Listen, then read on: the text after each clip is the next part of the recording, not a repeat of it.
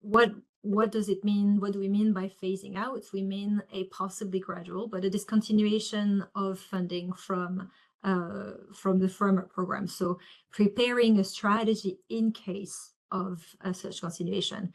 But it can also mean that there would be continued funding from transnational or national or other union programs through or even private investments.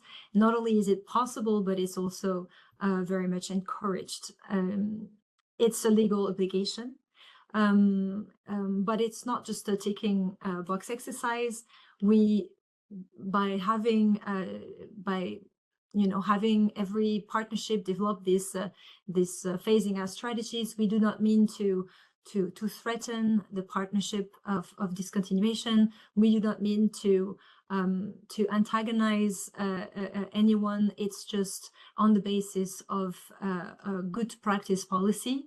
It is part of the life cycle because it provides actually the ability to facilitate portfolio renewal and policy agility, so that we can, with finite resources and with changing priorities, we can be able to launch new initiatives and transform or discontinue existing ones, or stop funding for existing ones. So it's just to make sure that European partnerships are a dynamic instruments that always remains fit for purpose and up to date with the ongoing priorities. But it's not only for that, it's also to support each of the partnerships to be more resilient to any eventuality, and to make them, yes, more resilient to all futures, to prepare the partnerships for all potential futures, not to make them weaker, so on the contrary. And it's also an opportunity for the partnerships to articulate clear and strategic visions, potential transformations, potential merges or shifts in forms and focus. And especially this is particularly relevant when we know that there will be some evolutions in the funding landscape in the next MFF. But that's it's an opportunity to reflect a little bit on how you see the future of your partnership within different potential landscapes, and to maximize the benefits for your partnership, and also to make sure that you think about ways to secure their legacy. A little bit about the process. So in principle, it's an ex-ante selection criteria.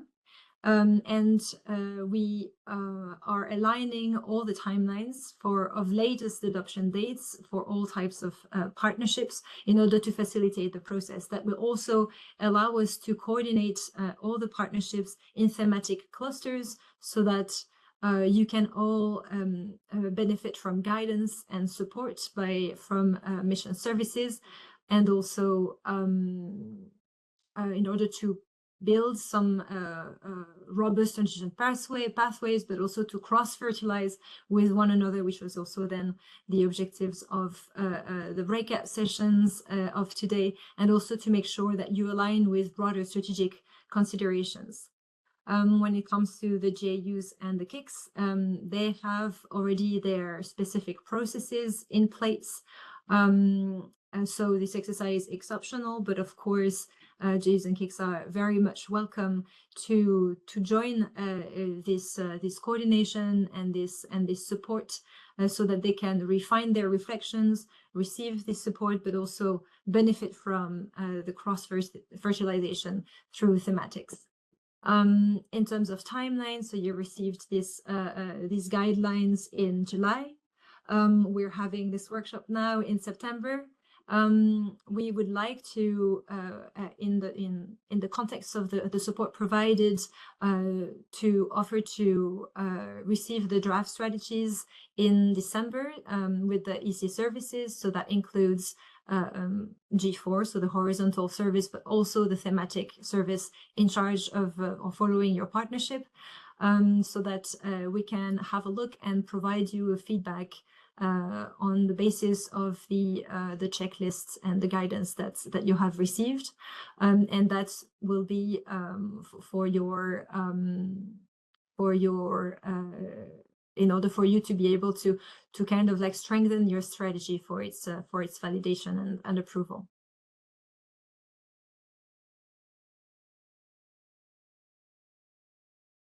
So a little bit more about the guidance. So we seek concise and strategic documents. You may explore several scenarios, from accessing other sources of funding, consolidate with other initiatives, implement via a different instrument, discontinue or decrease funding rates, etc. You can really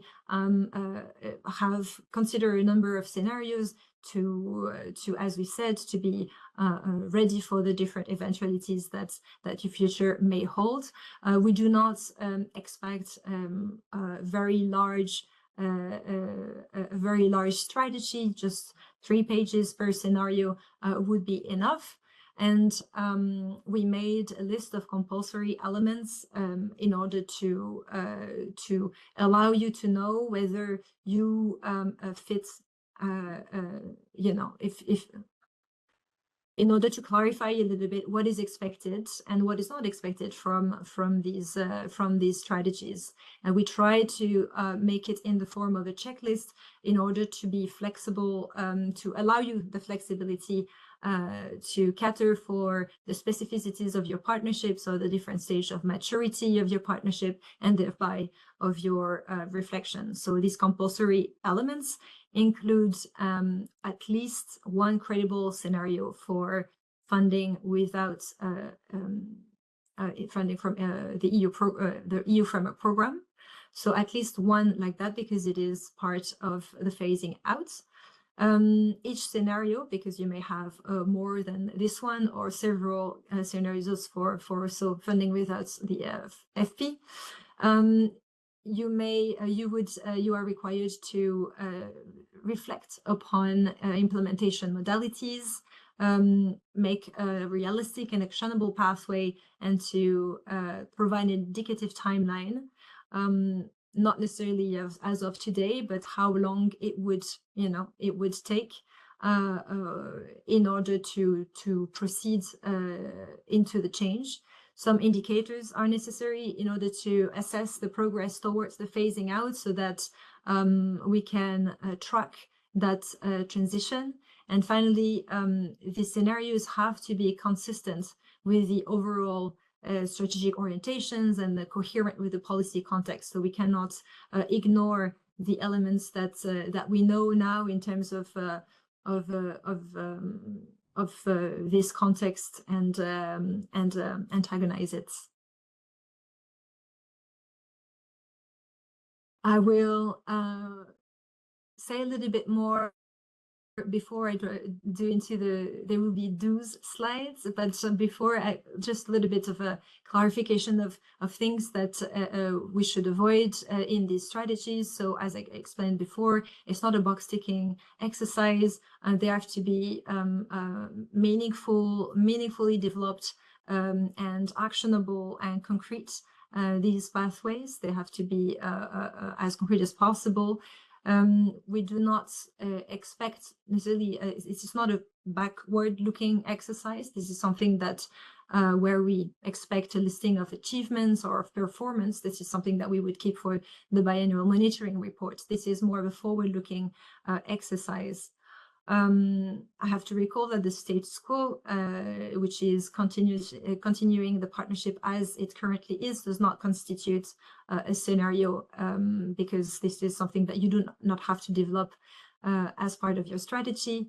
And also another thing is that your strategy should not be presented as a case for extended the partnership's funding. It is your So by that, to be a little bit more precise, we mean that a credible scenario is not to say that the absence of funding will mean no partnership, which will mean back to square one. You are asked to demonstrate how you can contribute and how you can continue to deliver on the partnership's benefits without funding from the framework program. this is where we want the reflection to go, and this is where we will draw the benefits from these reflections, because then we really get ourselves ready for these potential eventualities. Now, moving on to the do's. So I have to highlight that what the elements that I give right now are elements for inspiration only. None of this is mandatory. What is mandatory is the checklist that we provided, where, as I mentioned, we try to leave maximum flexibility, but also ensuring that we give you some predictability on the key elements that have to be covered. So voilà, this is why we try to provide a checklist that gives the essential elements without providing you with a prescriptive template. So please don't take these elements as that. It's really just meant to inspire you and to maybe like trigger some thinking about some additional elements that you could add to your current thinking. So maybe start with an overview of the scenario. So what are the objectives of this scenario? Can you describe the main idea behind it, why you propose this scenario, and how it ensures the continuity of the partnership's purpose without funding or with other types of funding. You're invited also to outline the main conceptual or policy assumptions that underpin your scenario. That can be policy priorities, stakeholder commitments, funding landscape. So clarify a little bit the assumptions on which you're basing your scenario, and finally explain how the scenario remains consistent with the partnership's purpose or revised purpose, and the broader strategic considerations. So really has to take care. It doesn't, the phasing out strategy doesn't happen in a vacuum. So it has to be coherent with the reality we know at the date of the development of that strategy. In terms of implementation modalities, so you're invited to present or propose alternative implementation modality. So would it be a self-sustained network, a national co-funding model, integration in other initiative, a private, private financing? What are you proposing for it to be implemented? This is where we need to have a little bit of substance around that scenario, so that it's a little bit concrete and actionable. What does it mean in terms of governance and roles? So how would they evolve, including roles for the current partners and potential new partners? And then also to explore, of course, the funding sources. So beyond the framework program, so national, regional, private, other EU program, and how they would be mobilized. So this means we potentially increment the financial contributions from members, or envisage mechanisms that enable diversification of the revenue streams. What can you envisage there for these new funding sources to come in? In terms of pathway, so as this is part of the checklist, steps and milestones for transition into the scenario, but it's of course not a direct exercise. There will be it's a progressive one, an indicative timeline as mentioned. How long would it take? How long would be each of these steps from the current phase to the full implementation of the scenarios? And finally, highlight key conditions or decisions that are necessary to make that transition possible. So dependencies or enablers that you should also highlight.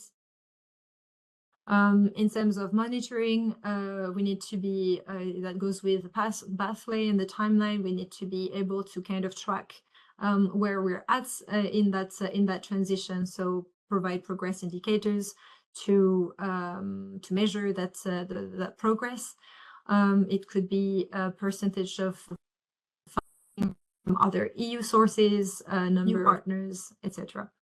And you may also consider to briefly describe how the monitoring should be carried out. So the frequency, sorry, the frequency, the responsible bodies, and etc. So how you would propose to carry it out. And finally, coherence. So I mentioned before, right? Consider the broader landscape in which your partnership is, and partnership will evolve, and the future within its futures. Explain how the scenario avoids duplication or contradiction with existing or planned EU national initiatives.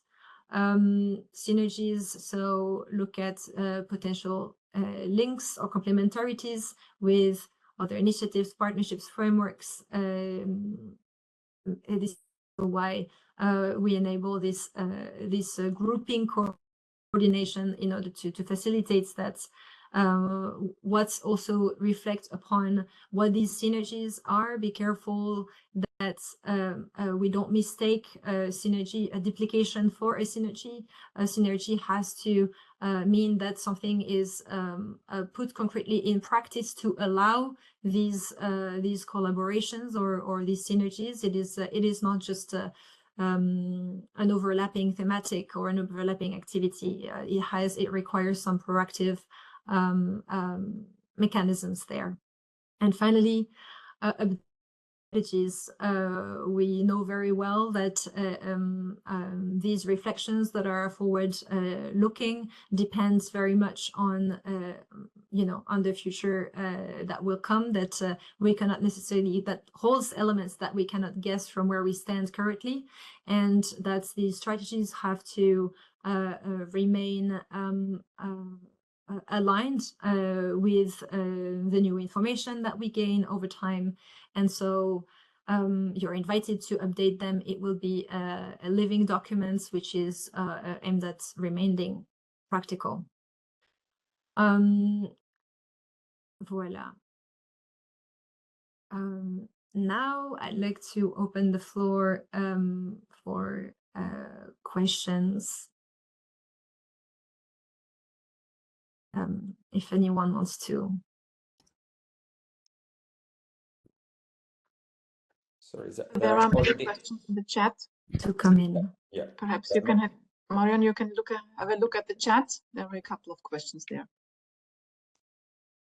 I will stop sharing just because then otherwise I do not see the order of the hands raised. Could we maybe have the people that post the questions just come in and read them out loud so we can have a bit more of a conversation?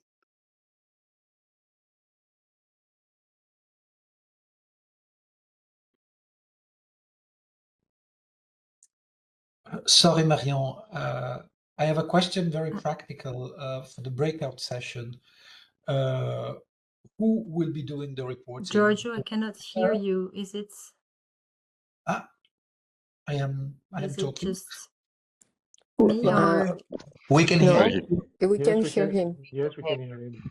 Yeah, we can hear Giorgio. We can hear him too. The question is, who will be the reporting after the breakout session? It is something organizational. It is the rapporteur, I suppose.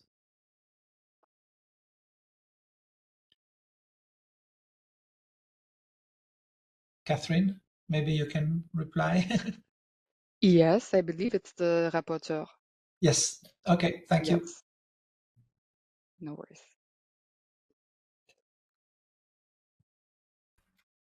So, if I may, I don't think we know yet what are the thematic breakout sessions, or at least I didn't see it in the agenda. But I think we now want to focus on what was presented. Just to... Yeah, I think it was not shared, the breakout sessions. So I guess it will be presented later.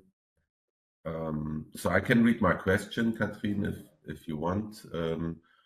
So it's not a question, it's just so thanks a lot for the presentation, which was quite clear, and then I think we know more or less what we have to do.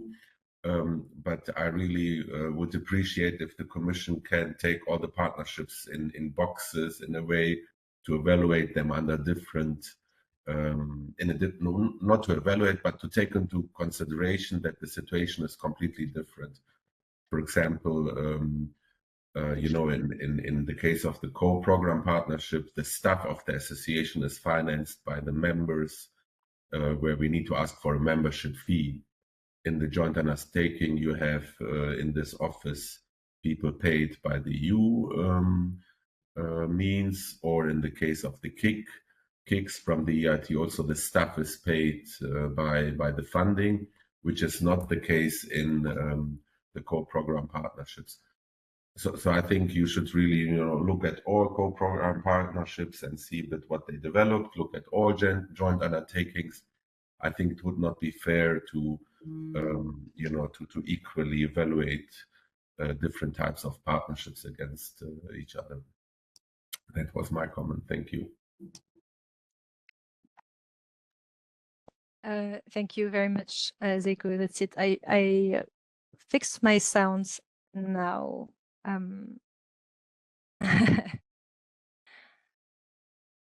Next I have Denisa.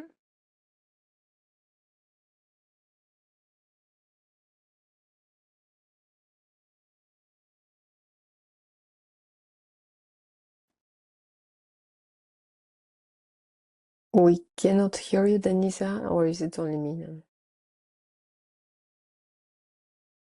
Oh, I cannot hear either. If I may, I'm Amanda Odunya from Aspire, and I seconded Denisa's question, because when you say alternative implementation modality, I had a doubt of what do you mean there specifically? So could you elaborate more? What do you imagine there when you mention in the guidelines this alternative implementation modality?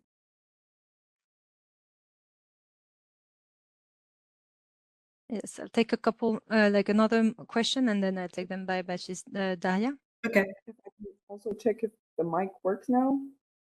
Yes, it does, Denisa. Okay, I'll come in afterwards. Yes. Daria. yes, thank you very much. So my question is just to understand a little bit better the timeline, because as one of the obligation, I mean, first of all, if I may, I don't see how we can squeeze in all the things. I mean, if they have to be really sound and not, you know, just like answers or sentences that are really not very meaningful, to squeeze in such a scenario in 3 pages. So I think that everything that is requested requires much more explanation. So, but that's just a comment. The second thing I wanted to understand is that, especially when it comes to the monitoring in indicators, we can of course foresee the indicators and explain, you know, how this can be measured. But what I'm worried about and I cannot understand is that if this kind of phasing out, for example, should start only after the lifetime of the partnership, then how can we measure something that haven't yet started? Or if you expect us to, that this starts, for example, as you were mentioning, having some additional funding or this kind of things during already the lifetime of the partnership. When I say lifetime, it means the grant that we currently have. How these additional fundings are going to impact the grant, the reimbursement, the potential consideration of them being any incomes and so on.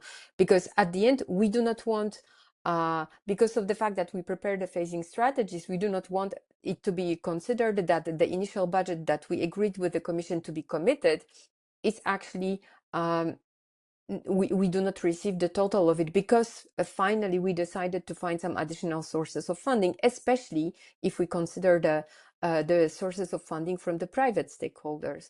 So I think it's a little bit unclear to me where this process of the monitoring and also the preparation of it, I can fully understand, and it should take place during the lifetime of the partnership. But the real commitments and cash flowing into, for example, the partnership, if it is during the grant time, it is not clear to me how we can manage this also in respect to the obligations that we have in the grant.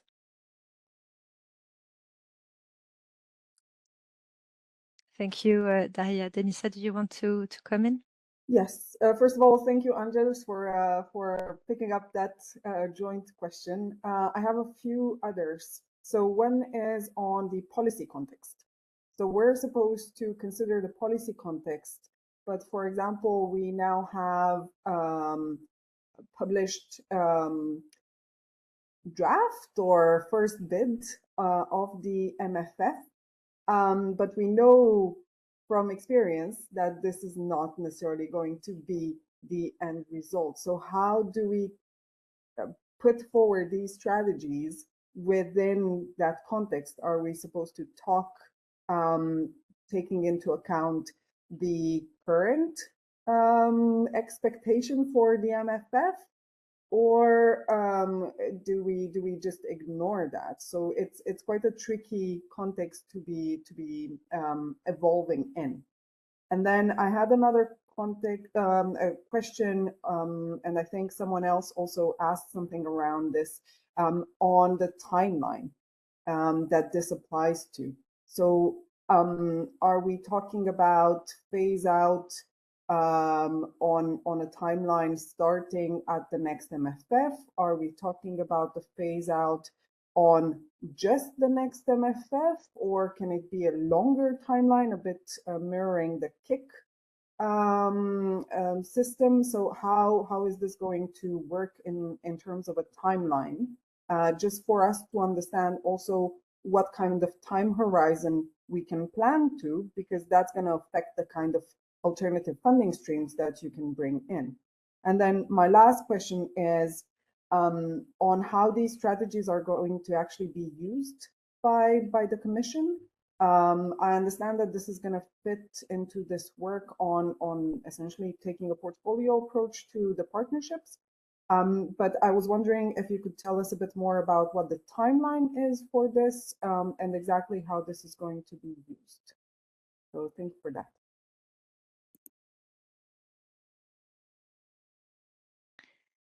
Thank you. So I will take the first question from Giorgio, which I didn't hear, but my colleagues told me the moderators of the breakout sessions are expected to, with the support of the rapporteur, to bring out a little bit the highlights of their session.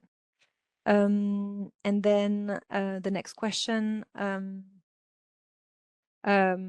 Taking into consideration the situation of the very different partnerships, absolutely. I cannot stress that more, that we are absolutely aware of the different situations in terms of types of implementation, but also in terms of maturity, which is why, as I mentioned, we provided a checklist more than something a lot more prescriptive, because we do want to enable that flexibility in when it comes to, so it's true, we mentioned that we are coordinating the exercise per thematic, because we think that it can be interesting to reflect on these phasing out strategies per thematic group, in the sense that maybe we can find common avenues and collaborations in this context.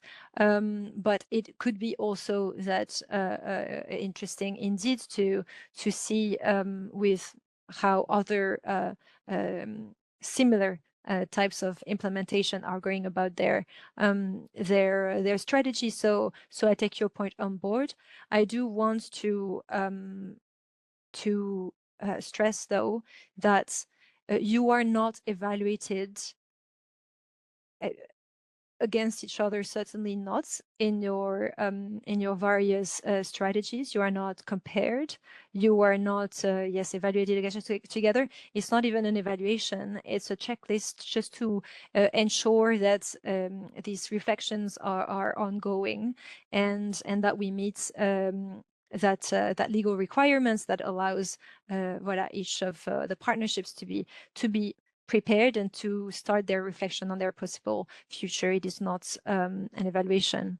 And so then I will directly jump to the last question of Denisa on how this will be used, or how this fits for the portfolio of partnership. It is not related to the portfolio.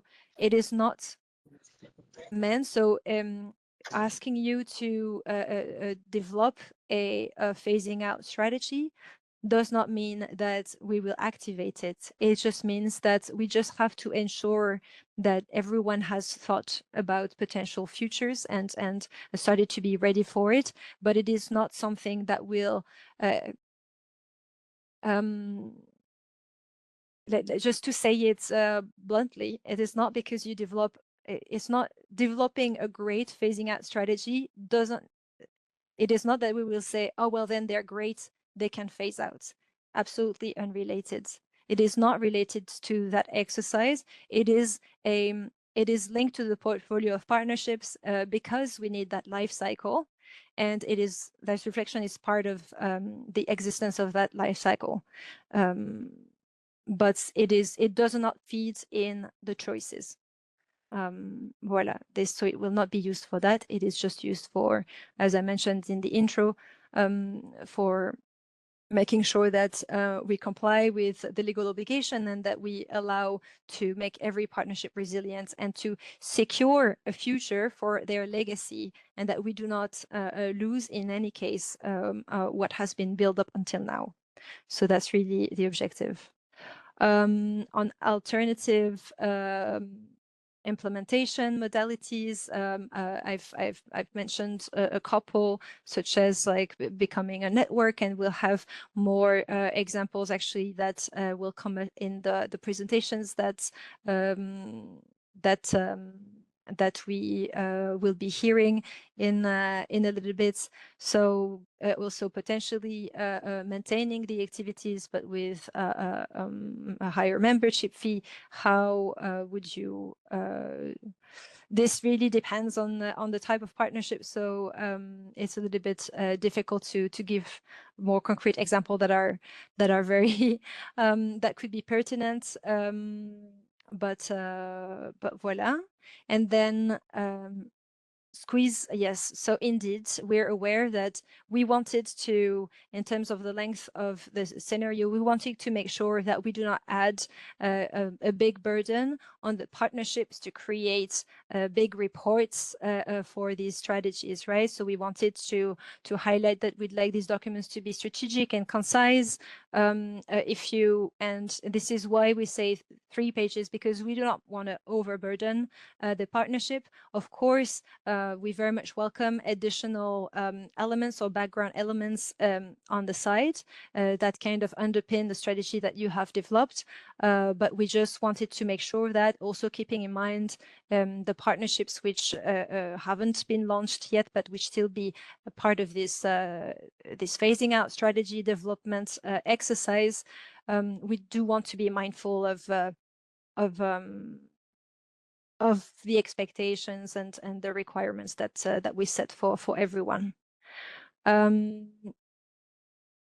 your question, Daria, on the indicators and explaining how it can be measured, if I can rephrase your question to verify that to check that I understood well, you say that if you start your phasing out during the grant, then it will impact your obligations towards the grant during the grant lifetime. Yes? Yeah, exactly this. And I mean, it is linked to what you were saying about the indicators, because they say indicators and start measuring, and then and then, for example, some additional fundings and so on. So if I am supposed to measure something that leads me to phasing out, I need to do it during the lifetime of the partnership. So it will have impact on my grant. So maybe I will maybe start, and maybe if my colleague Cathy wants to complement this. This indicator is an indicator that you have to think about for when you would, if you were to get the information that you would have to be to phase out. This is when you would start measuring that indicator, but not as of now. If that, you see, you're not, it's not something you have to do, it's something that you have to plan for, to think about how you will measure that transition. But it is not something that you have to measure when you don't know whether you will transition and haven't, and therefore are not starting any transition.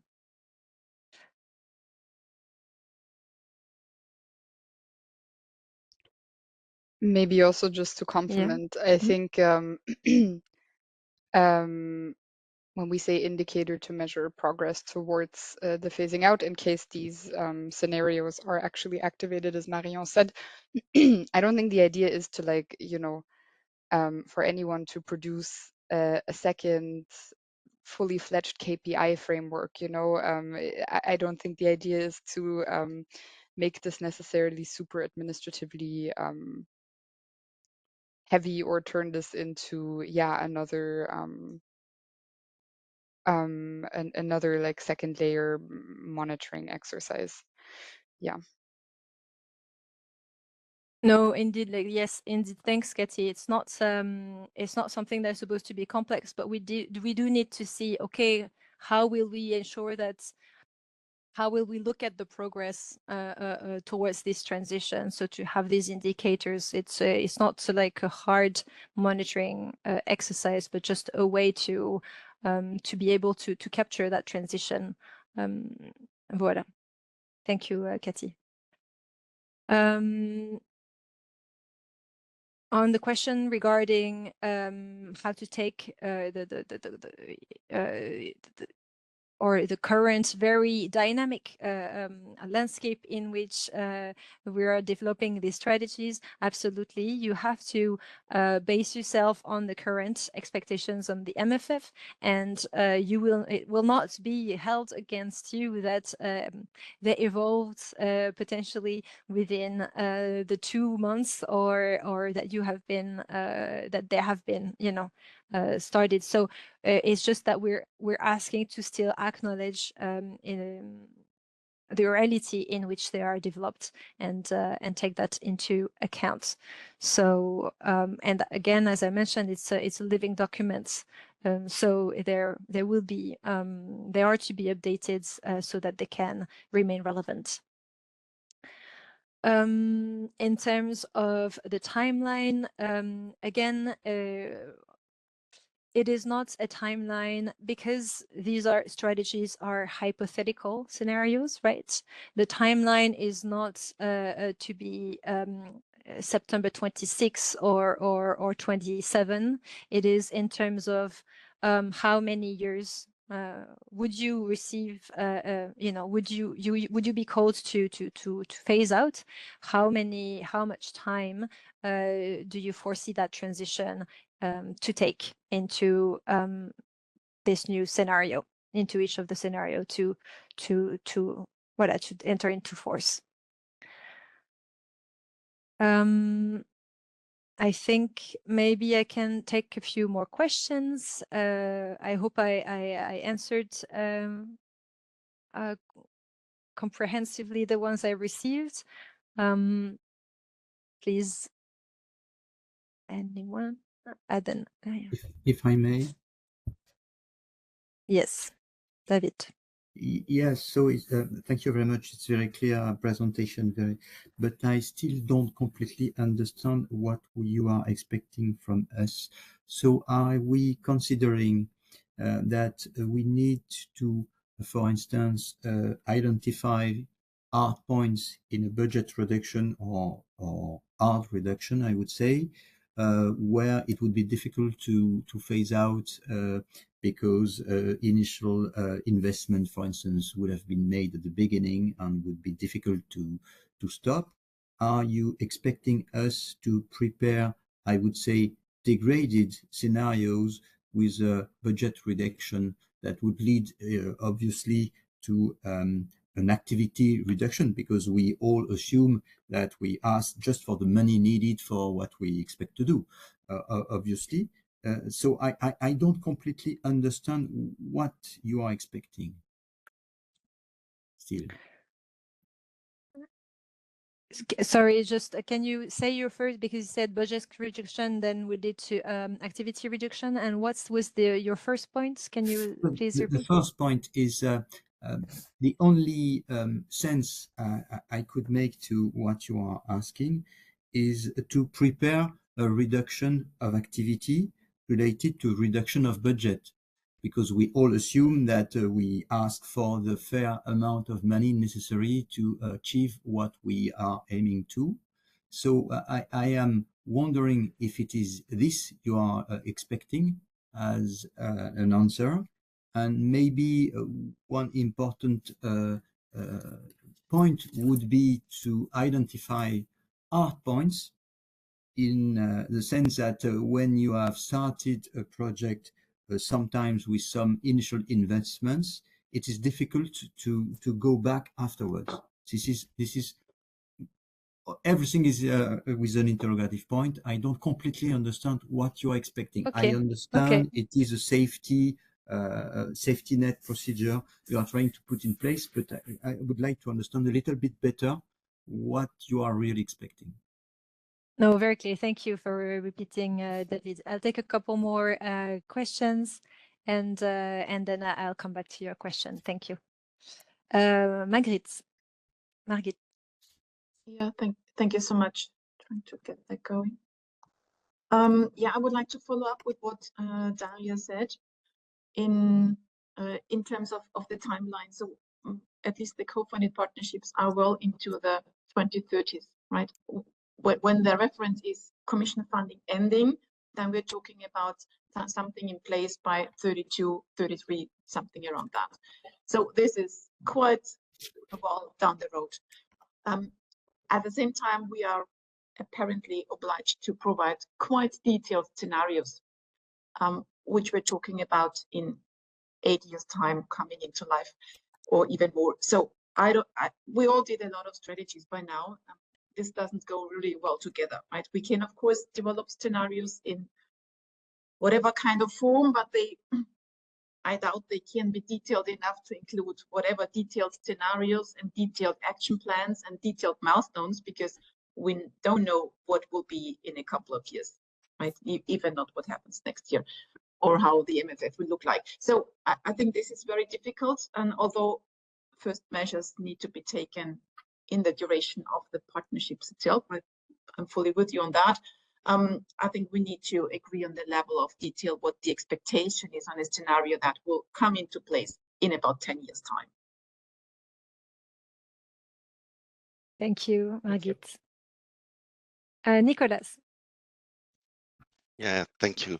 I have a question, rather a concern regarding the timeline, because I saw we are supposed to deliver a draft of the phasing out strategy in December.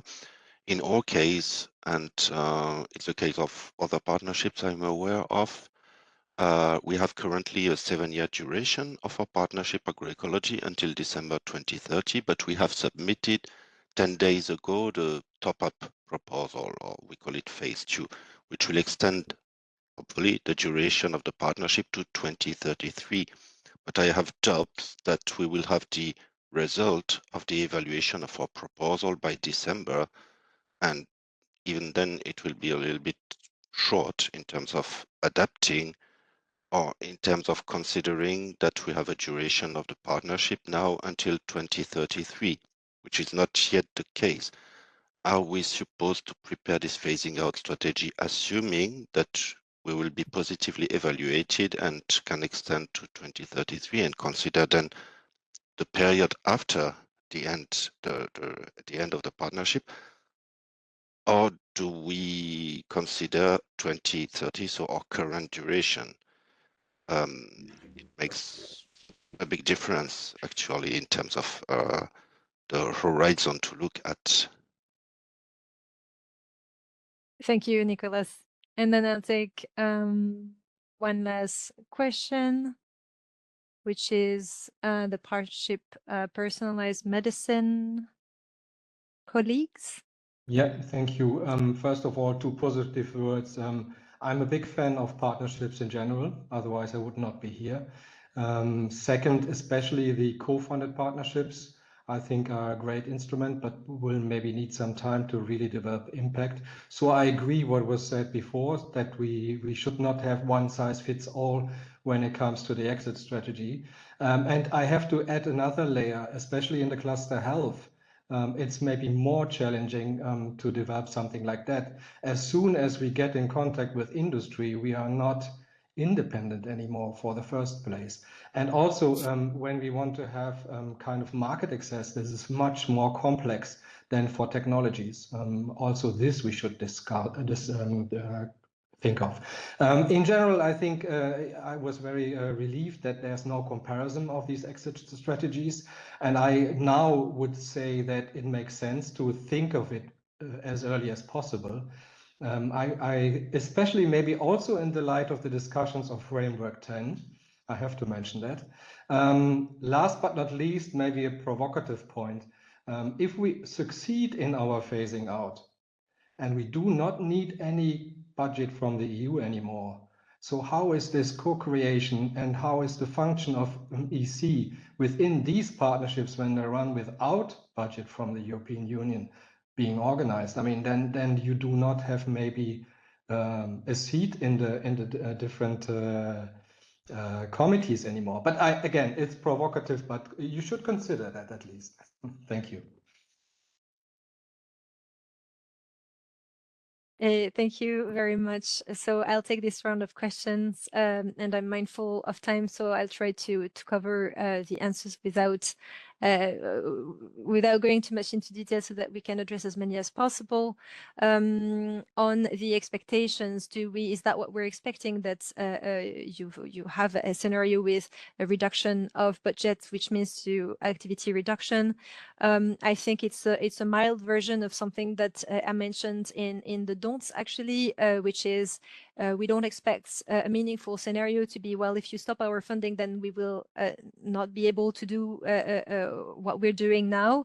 What we're looking into is a forward-looking scenario of thinking, how can we maintain you know, the assets that we have, or the added value that we bring, or in a way that is not necessarily including funding from the framework program. It can also be how in 10 years will my partnership evolve, that maybe it would not, you know, it will have reached certain objectives and it will evolve into something else. So this is really something that where we expect really a proactive reflection on how you would strive to maintain added value of your partnership, and to maintain and to get the benefits of its results, and make them pursue and have a life after the funding of the framework program. So so I hope I hope that clarifies a little bit. So that's then and when you said, so should we you know, go backward on initial investments that we promised, the budget of the partnership that was agreed will be the budgets of the partnership. It is about potential budget coming from future framework program, that so you do not have to come back on your commitments.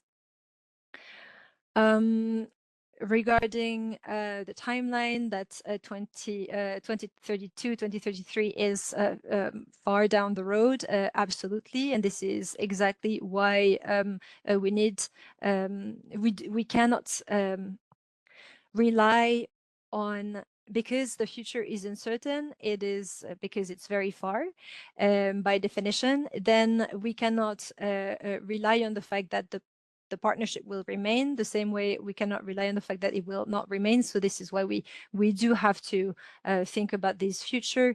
When it comes to the level of detail, we try to give an indication via these pages, right, where we kind of try to capture that we do not necessarily that we think if you can fit, like we anticipate a level of detail that allows you to check the boxes of the checklists, to meet the compulsory elements of the boxes within these 3 pages. So that should give you a little bit of an indication of the level of detail that we expect, and that we are very realistic on the timeline that we're asking you to reflect upon, but that we do have to, because I have to really recall that it's an ex ante requirement. So it is something that was actually normally supposed to be done even before the launch of the partnership, even as part of its selection. So I think we all got a little bit more of margin here, and we welcome it, but we're also once again realistic on that level of detail, because of course the more detailed we are, the more changes that will require when we update it. So voila, I hope we try to be sensible, sorry, in our approach. Regarding the question of the different durations between 2030 and 2033, that sounds to me like 2 different scenarios, which you can start developing and then update when you get the answer from your evaluation. No one's, and then yes, the latest comments we hear. I don't think there was any particular question apart from the seat of the EC when it stops funding the initiative. Well, voila. We are now at 2030. I know that there are a lot of questions coming in there. I think I can still maybe get 3 more. Then if you're brief in your questions, I'll try to be brief answers just to be able to answer to you. We have Angels from Angels, Adrienne, and then Margarita. So Angels, please. Yes. Hello, thank you again. Well, I have one question on the options that are defined in the guidelines. One of the options that is mentioned is the option that we don't only use Horizon Europe, but we use other EU funding. And in such a case, are other DJs open to this? Because that is not so clear to me. And then when another of the potential scenarios is a full non-dependence of funding, but then is this still a partnership? Do you expect to still have a relationship with our organizations? Because for me, that would be more like the European technology platforms then. So this is a bit unclear to me. And I have another question going back to the indicators. Indeed, our MOUs have indicators for the achievements of the projects, but also for very clear objectives for the implementation of the partnership. And I'm very strong and burdensome, I must say, reporting. So I don't see what type of indicators are you expecting? What type of new indicators that are not going to create this double burden as it has been mentioned here? Thank you so much. Thank you. And next we had, sorry, Adrienne. Yes, thank you. In our partnership, which is the Partnership for the Assessment of Risks from Chemicals, We have already started looking at obviously phasing out strategies, but it's more on a case of looking at the different activities that are implemented, which we coordinate at the partnership level. And each activity that we want to be able to continue and the linkages that we want to keep may have different phasing out options or different sort of not phasing out options, but different continuation options. So they might have to be anchored in different levels at the European level, and so we will have a number of scenarios for each activity.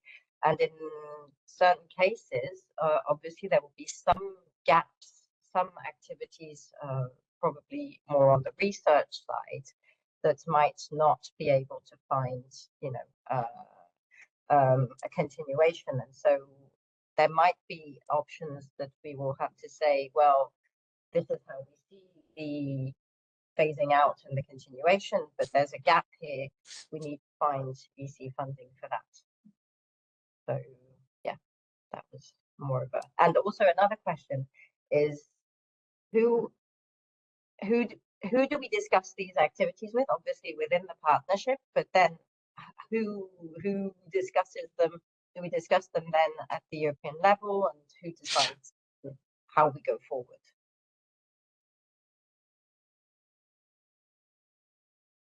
Thank you very much. I will take one last question, and then I'm sorry, just for the sake of time, then we're going to have to move on to the presentation. Next then was Margherita. Thank you very much for your presentation and the discussion. Since it was mentioned some, in particular by David and others, about the risk of being unclear. I think when I heard for saying, for instance, financial commitment can increase, I guess that if a scenario shouldn't be the status quo, this is very, very difficult, because one option very concrete that I think could be viable is a JPI model-like, which has no funding by the Commission, and considering that we are entering very, very terrible times, and not for the fact that we don't know what will happen in 5 years, but I really don't think that even with the EC co-funding, there will be an increase of funding. What is I can, and on this, I would like to hear your yes or no, if this is a concrete scenario, phasing out as a continuation without the EC co-funding as a JPI through a memorandum of understanding or whatever. And then just because Daria mentioned the monitoring, this is a very practical question. Given the fact that we are now committed to release the phasing out strategy, would the biennial monitoring report be relaxed or delayed? Or thank you.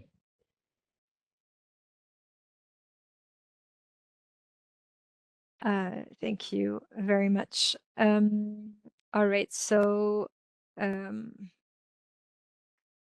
on the dependencies of funding, will partnerships still have a relationship with the EC? It really depends on that future of the partnership, whether there is still funding coming from the Commission or not. On the new types of indicators, again, yeah, I think I kept one clear one would be funding from other sources.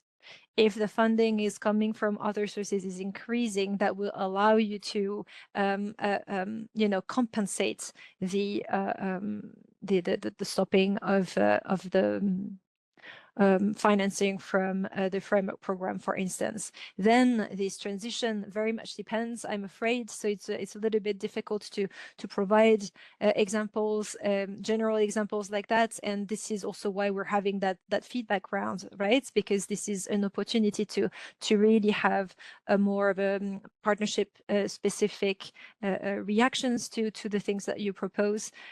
So we hope that's going to be helpful.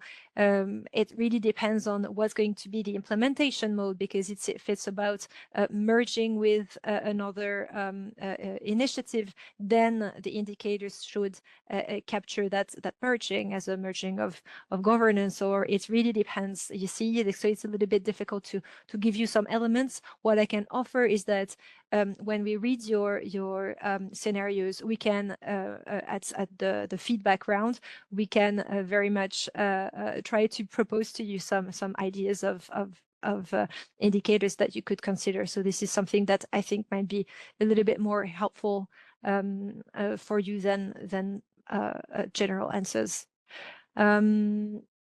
On the question of the activities that can be implemented, if they can have different continuation pathways, absolutely. I think it's actually a very interesting thought to think that your partnership maybe some parts of their activities may evolve or transition in one specific way, and others, be merged with something else. That's very, very possible, and don't hesitate to consider that as part of your scenarios.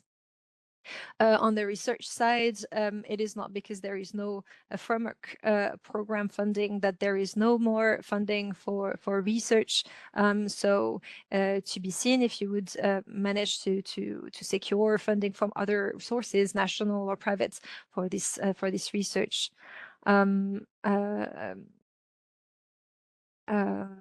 Who to discuss these activities with and who decides on the way forward. You're very welcome to decide these, to discuss these activities, so as part of your draft strategy, and the feedback round with the services, the thematic services, and ourselves. You are who decides on the scenario to take. It is the partnership that would decide on how it would pursue its future. And finally, would the JPI model be constitute how do you say it? Yes, a scenario. Yes, it would. You have to just reflect on, again, like the funding source. And on monitoring, because you have to do the fact of having to develop these strategies, I'm afraid, do not impact the reporting requirements for the biannual monitoring report, which is due for 2020, end of 2026. Voilà, I'm very sorry. I know you have a lot of more questions. What I can do is to invite you to share them in writing so that we can see how we can try to tackle them in a written manner as best we can. But we do have to move because we have some speakers that are waiting to share with us their experience and their knowledge. So I would like just to welcome and check that Christian Fichtner is here from IRA's SME. Yes, I'm here. Thank you, Maria. Hello, to provide your presentation. Thank you, Christian, and I leave the floor to you. Thank you very much. Thank you very much for the interesting discussions going on. And we feel really honored to be invited as a success story. Just give me a second to share my presentation with you. I tried it out before this day. No. So I can see it on my screen. Maybe you can just prove that you can see it as well, Maria.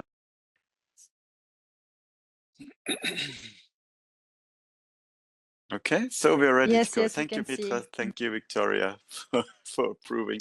So yeah, IRA SME. I will give you a short introduction of IRA SME, but beforehand, I would also like to let you know that in the original transfer stage, when IRA SME moved from ERA SME, which was the name during the Commission funding a period, then it moved to IRA SME, and it was such a long time ago that actually nobody that really conducted this this transfer period is present anymore. So I was talking to my dear colleague Martin from FFG.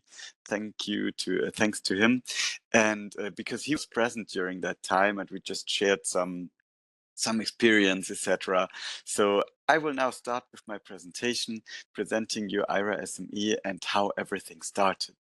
So IRA SME was established as IRA SME for subject manager here in Germany. In the initial phase, 14 countries joined ERA SME. Later, it was 19 countries that were present in ERA SME, and the end date was 2008. But the funding got prolonged. It became ERA SME Square, and the new funding phase was from 2008 to 2010. And afterwards, it was transferred into a so-called self-sustained network. Although I have to admit, it's not really self-sustained. Of course, you need one sponsor or one or two sponsors that are feeling responsible for the financial aspects, etc., which I will come back to you a little bit later. But now we are beginning with the history aspects. So I don't go through this entire bullet points, but what I want to highlight is what were the objectives of ERA SME. And the last three, I think they are really important, because it was create an operational platform, facilitate transnational partnerships, and offer joint calls. And I highlight those three because it's still what we do today. So many years later, we still offer this platform. We facilitate our partnerships, and we offer the joint calls twice per year. So this is why I highlighted those. So we still meet the objectives of the former ERANET. Activities that were conducted during that time were various, and as I said, nobody who is now responsible for the network is still has any experience with this, because the activities are several years in the past. So the activities were exchange of experiences, of course, live meetings, as you may all know them. There were experiments with different work packages. I don't know them by detail, but Martin told me that they sometimes met and were discussing different work packages, and then they were experimenting with it. The first call was one of those experiments. It was conducted in 2006. It was a tryout, just to give it a try, how it will be accepted within the SME and RTO community. And the first who joined it was Sweden, Denmark, Germany, Austria, and Belgium as a whole back then. Then there were follow-up calls with more parties published, and always the whole approach of it was used in former time and as we do nowadays. So the financial aspects were the EU contribution in ERA SME and ERA SME Square were more than 5.5 million euros for the coordination office, for travel support, etc. So after 2010, it was like, okay, there are no EU contributions anymore. What to do now? So our fellow colleagues from VDI, VDE, IT, they approached the Federal Ministry for Economic Affairs and asked if there would be any interest in continuing the funding of the coordination office.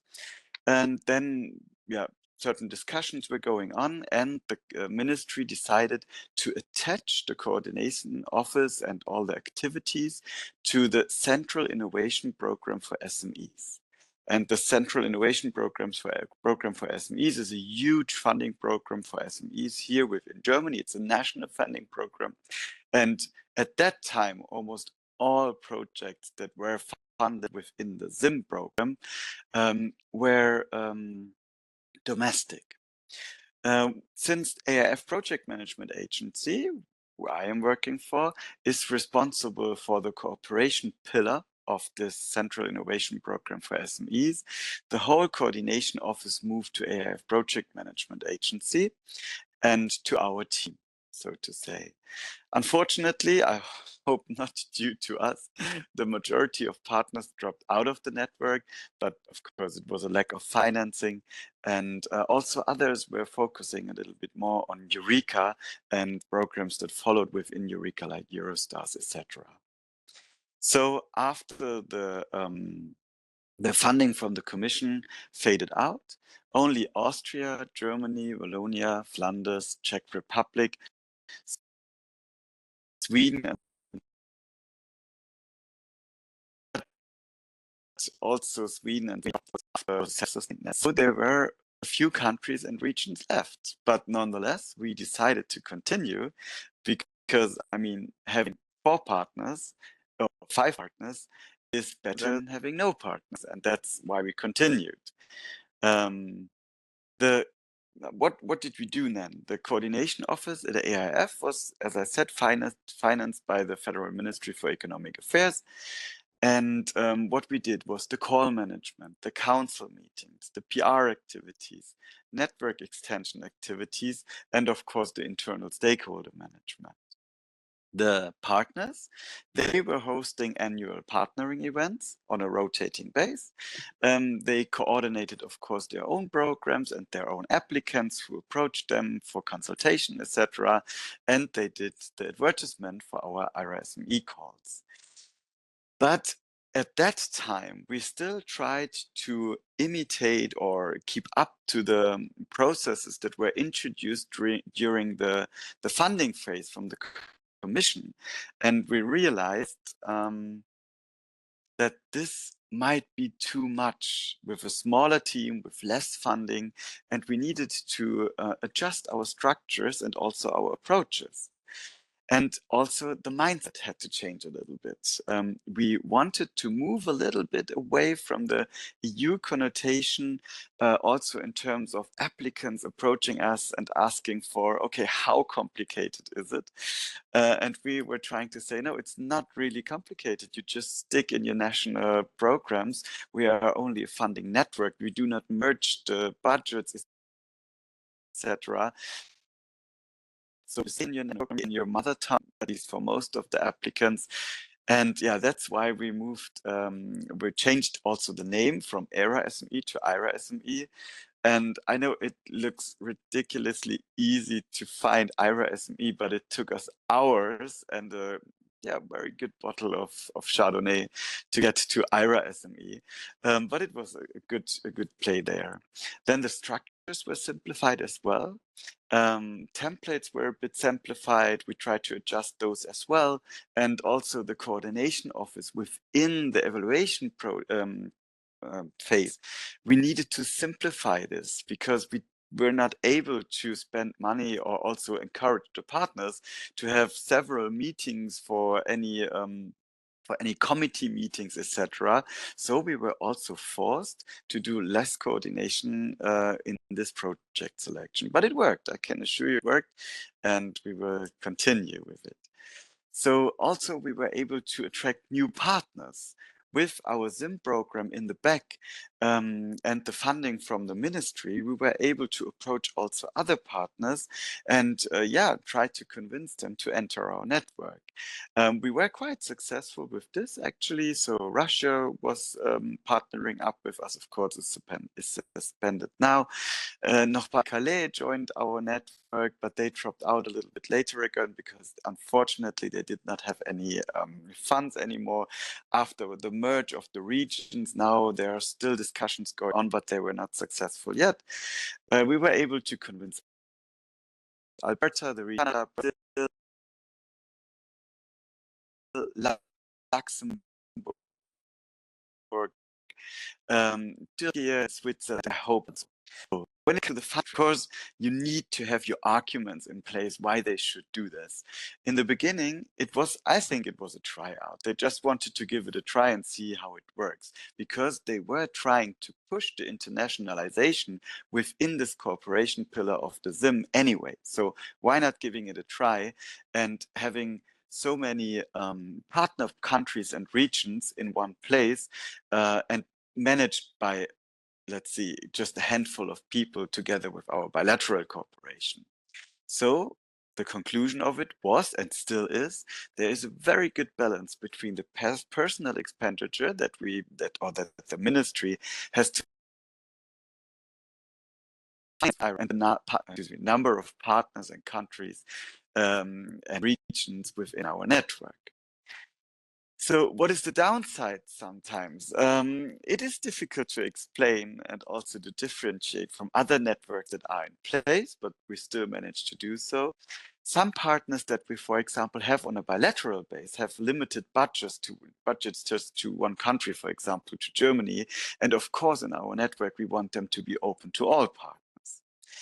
There are, of course, networks with a very similar focus, and I have to admit it, and it won't be a surprise, super challenging to keep the network active. Yeah, you really should not underestimate the efforts that you have to bring in to keep the network active and to keep all the people on board.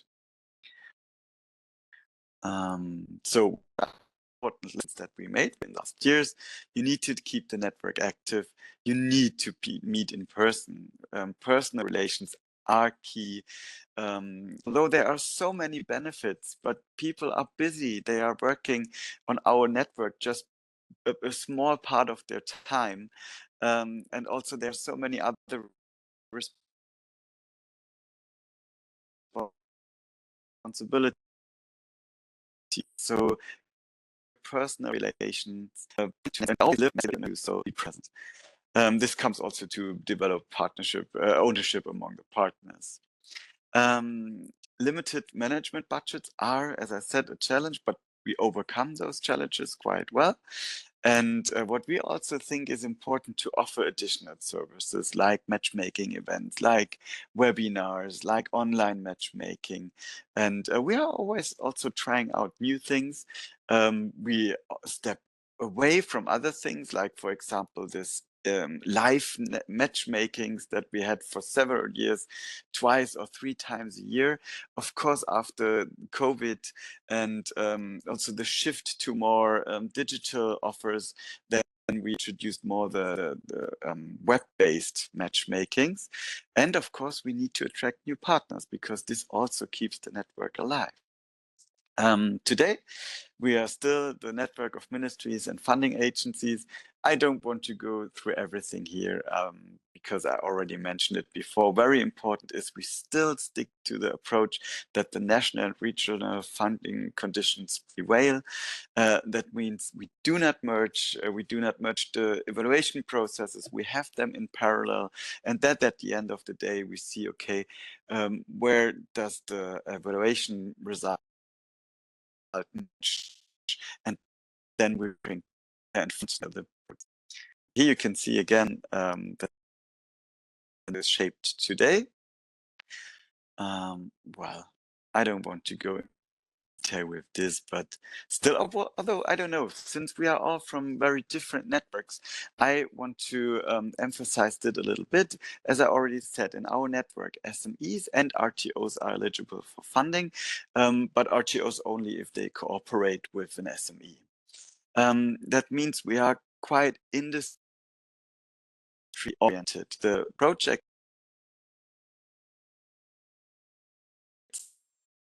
that we fund pretty to the GL between, I would say it's rather 6 and 7, but yeah, sometimes we have to be flexible because some programs within the network might have a little bit different scope of what they can fund. But as I said, they also need to prove their market potential with the projects because we are already that close to the market. Actually, on the German side, at least, we are one of the national programs that is the closest possible to the market. We offer 2 calls per year, as I already mentioned. And we run a website where you can also check the program portraits. But what I wanted to describe also is when it comes to what we are doing in the coordination office. So we try to be present also among the applicants community with our newsletter, with our webinars that we offer on a very regular basis. Then we have a flagship event, so to say, the Innovation Day, which is hosted by BMW, and it takes place in Germany. It's a huge exhibition, it's a fair, and we have our own stage there, sometimes with pitches, sometimes with discussions. We offer sometimes a matchmaking and, of course, consultation. So this is also one of our pillars for our advertisement efforts. Then we have our partnering events together with our fellow friends from the Cornet network. Cornet is something that is it's much less, no, it's much more far away from the market. It's open to everybody. So if you're interested, go and check out Cornet as well. So that's what we do here. And yeah, we have our own coordination office at AIF. It's run and hosted by Jenny Gutlatt and Felix Rotter.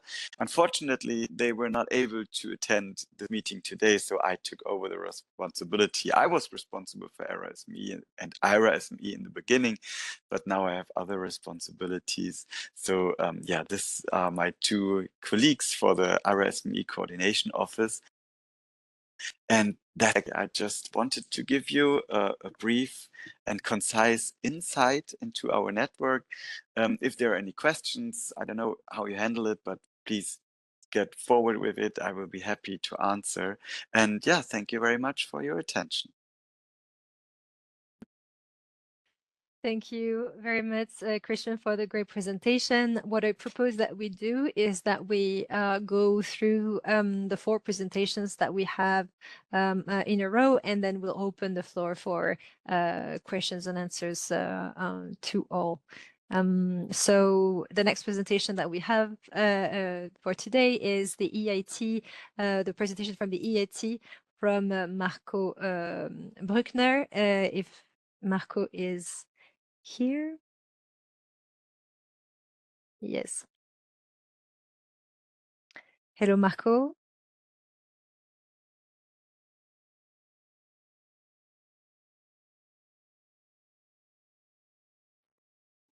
You are muted. Yes, we cannot hear you.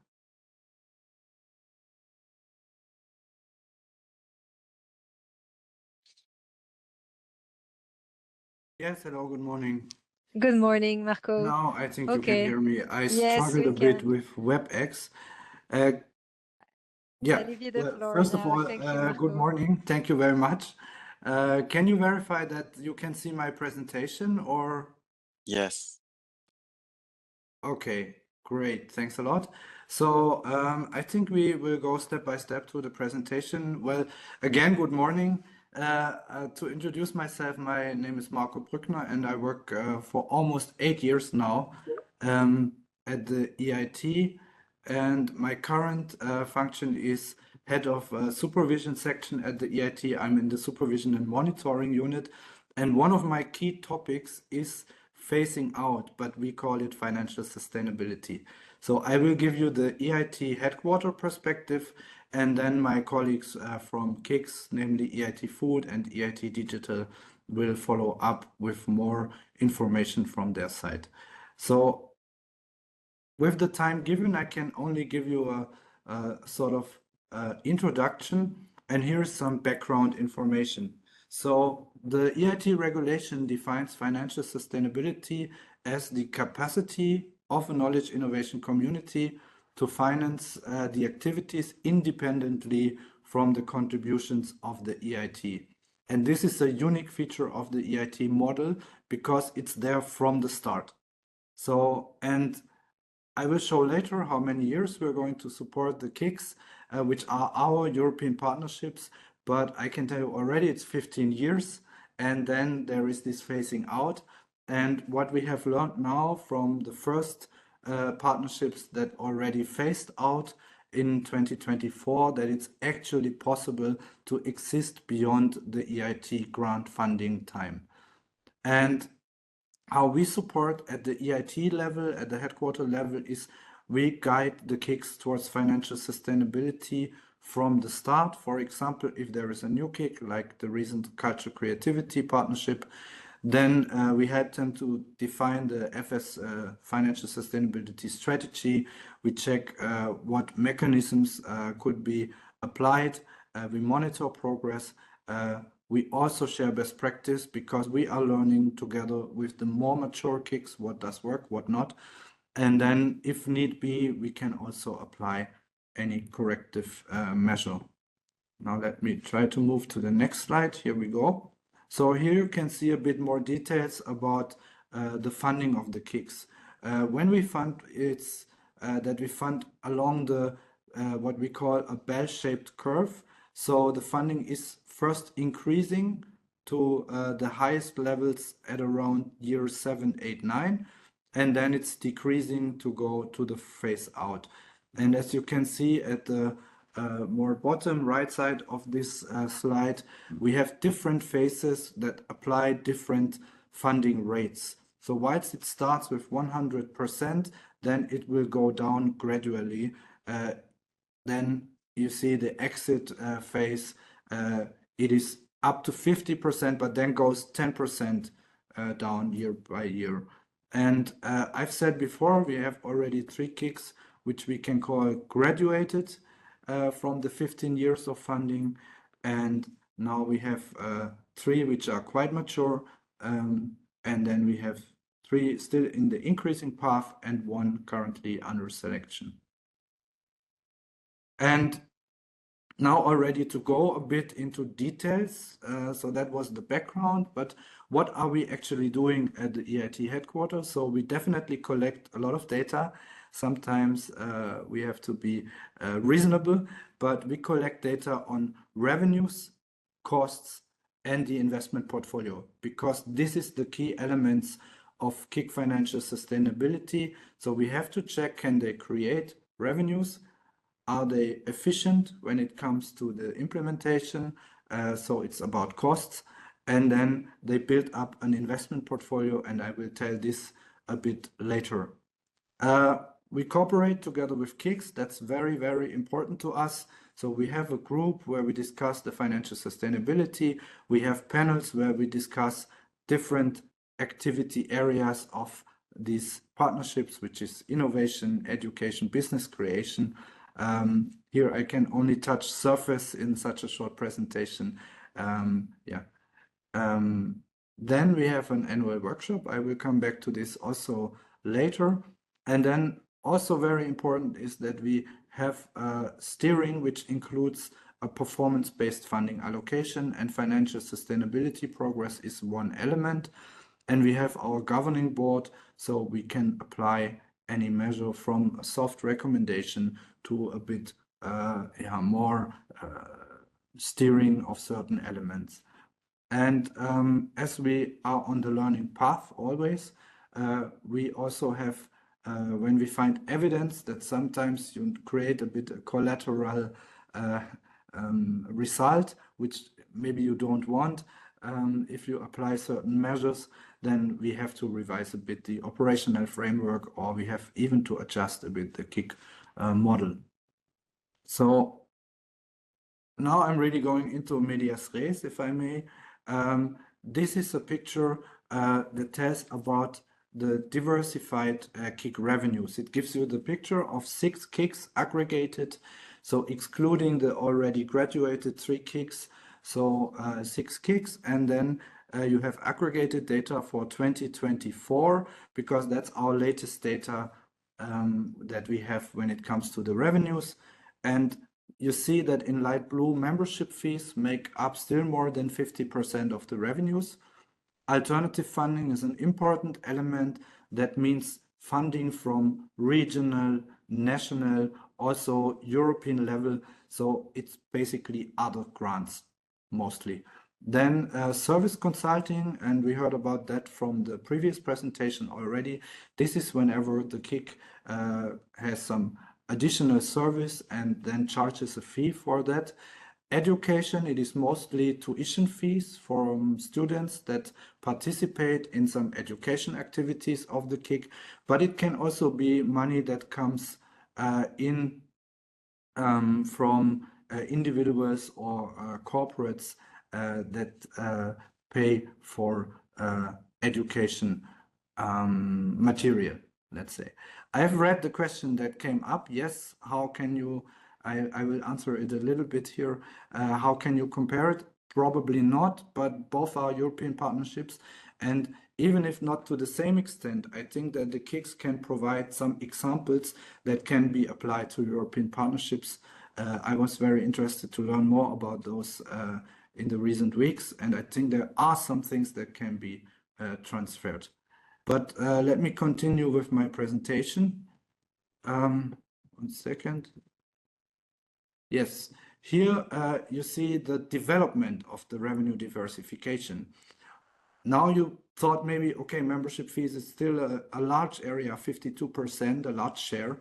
But you see that with our steering now, we are on the way to have a better diversification of the revenue and less dependency on a single income source.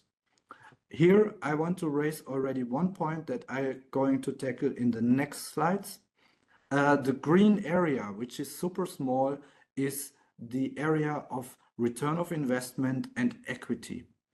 Now, this area is currently still small, but there we speak about the investment portfolios that KICs build up. And I will show you this in the next 2 slides. And the main point is that we have 2 different types of investment portfolios. The one is whenever KICs support startups or create startups or spin-offs or support the development of those, then they can take, they have procedures, mechanisms in place to create, to take shares, to take equity, but more now we're going that they take options for equity. So equity stakes in light blue, that's the classic. You take a share of a spin-off startup of a developing company, let's say. The safe is that you have agreement that you have an option to take equity later, and the equity warrant or options is that you have a right to buy at a fixed price share later. But more can be maybe explained by my colleagues. And then we have the other part of the investment portfolio, because KICs also launch calls for innovation projects, and there you have agreements to create a backflow in the form mostly of revenue sharing agreement or success fee agreement. And that could be interesting for some of the partnerships, because if you have projects, you can think if they are going close to market, even if they would go a bit later to market, that you can have such a agreement in place, which can give a backflow to a certain extent. Now, some trends. As you can read on the left-hand side, what we see is an increased diversification of revenues, increased and more mature portfolio of mechanisms that the KICs apply. But as always, if you then look at the details, we also see newly emerging difficulties. So we need to fine-tune, we need to adjust still these mechanisms. Then we see that in the area of equity, we see more in the, that it goes in the way of virtual shares or options for shares, and the direct equity is becoming a bit less important. And overall, I think the main message is that we see the highest potentials in these investment portfolios and in alternative funding, because that was the previous example that was pure alternative funding option, and it's also a viable way. And I did not want to bother you with telling you regional, national, EU programs. And then we also see that we indeed have an increased knowledge, high level, but also really the details, the templates, the term sheets, etc.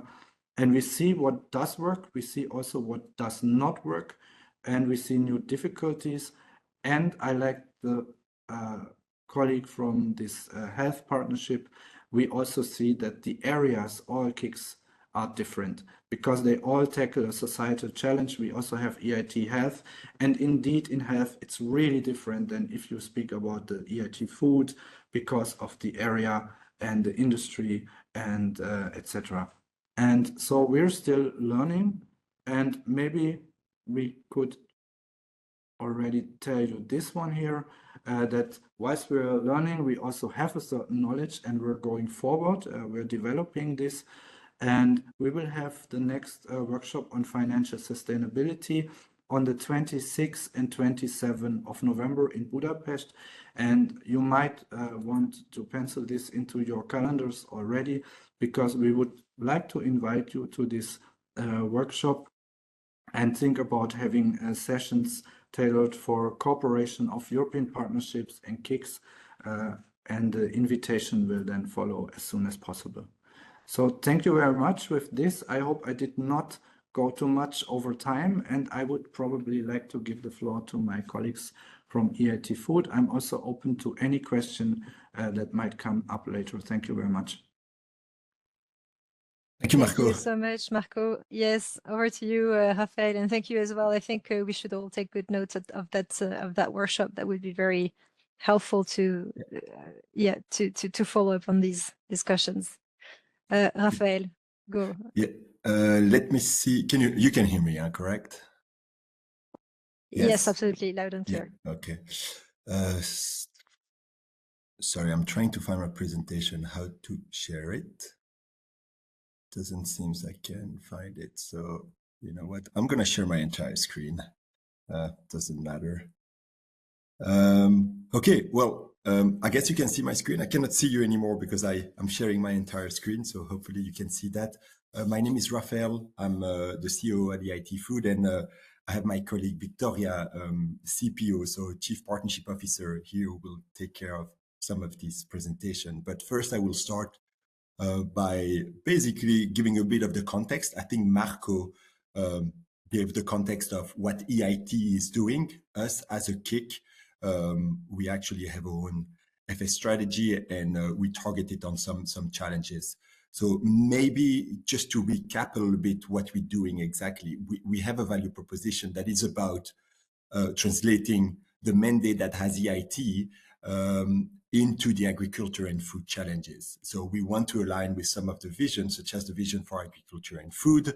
How we do that, it's through our mission that are about healthier food, net zero and food resilience, but we also transform that into some thematic cluster that are actually priorities today for the European landscape.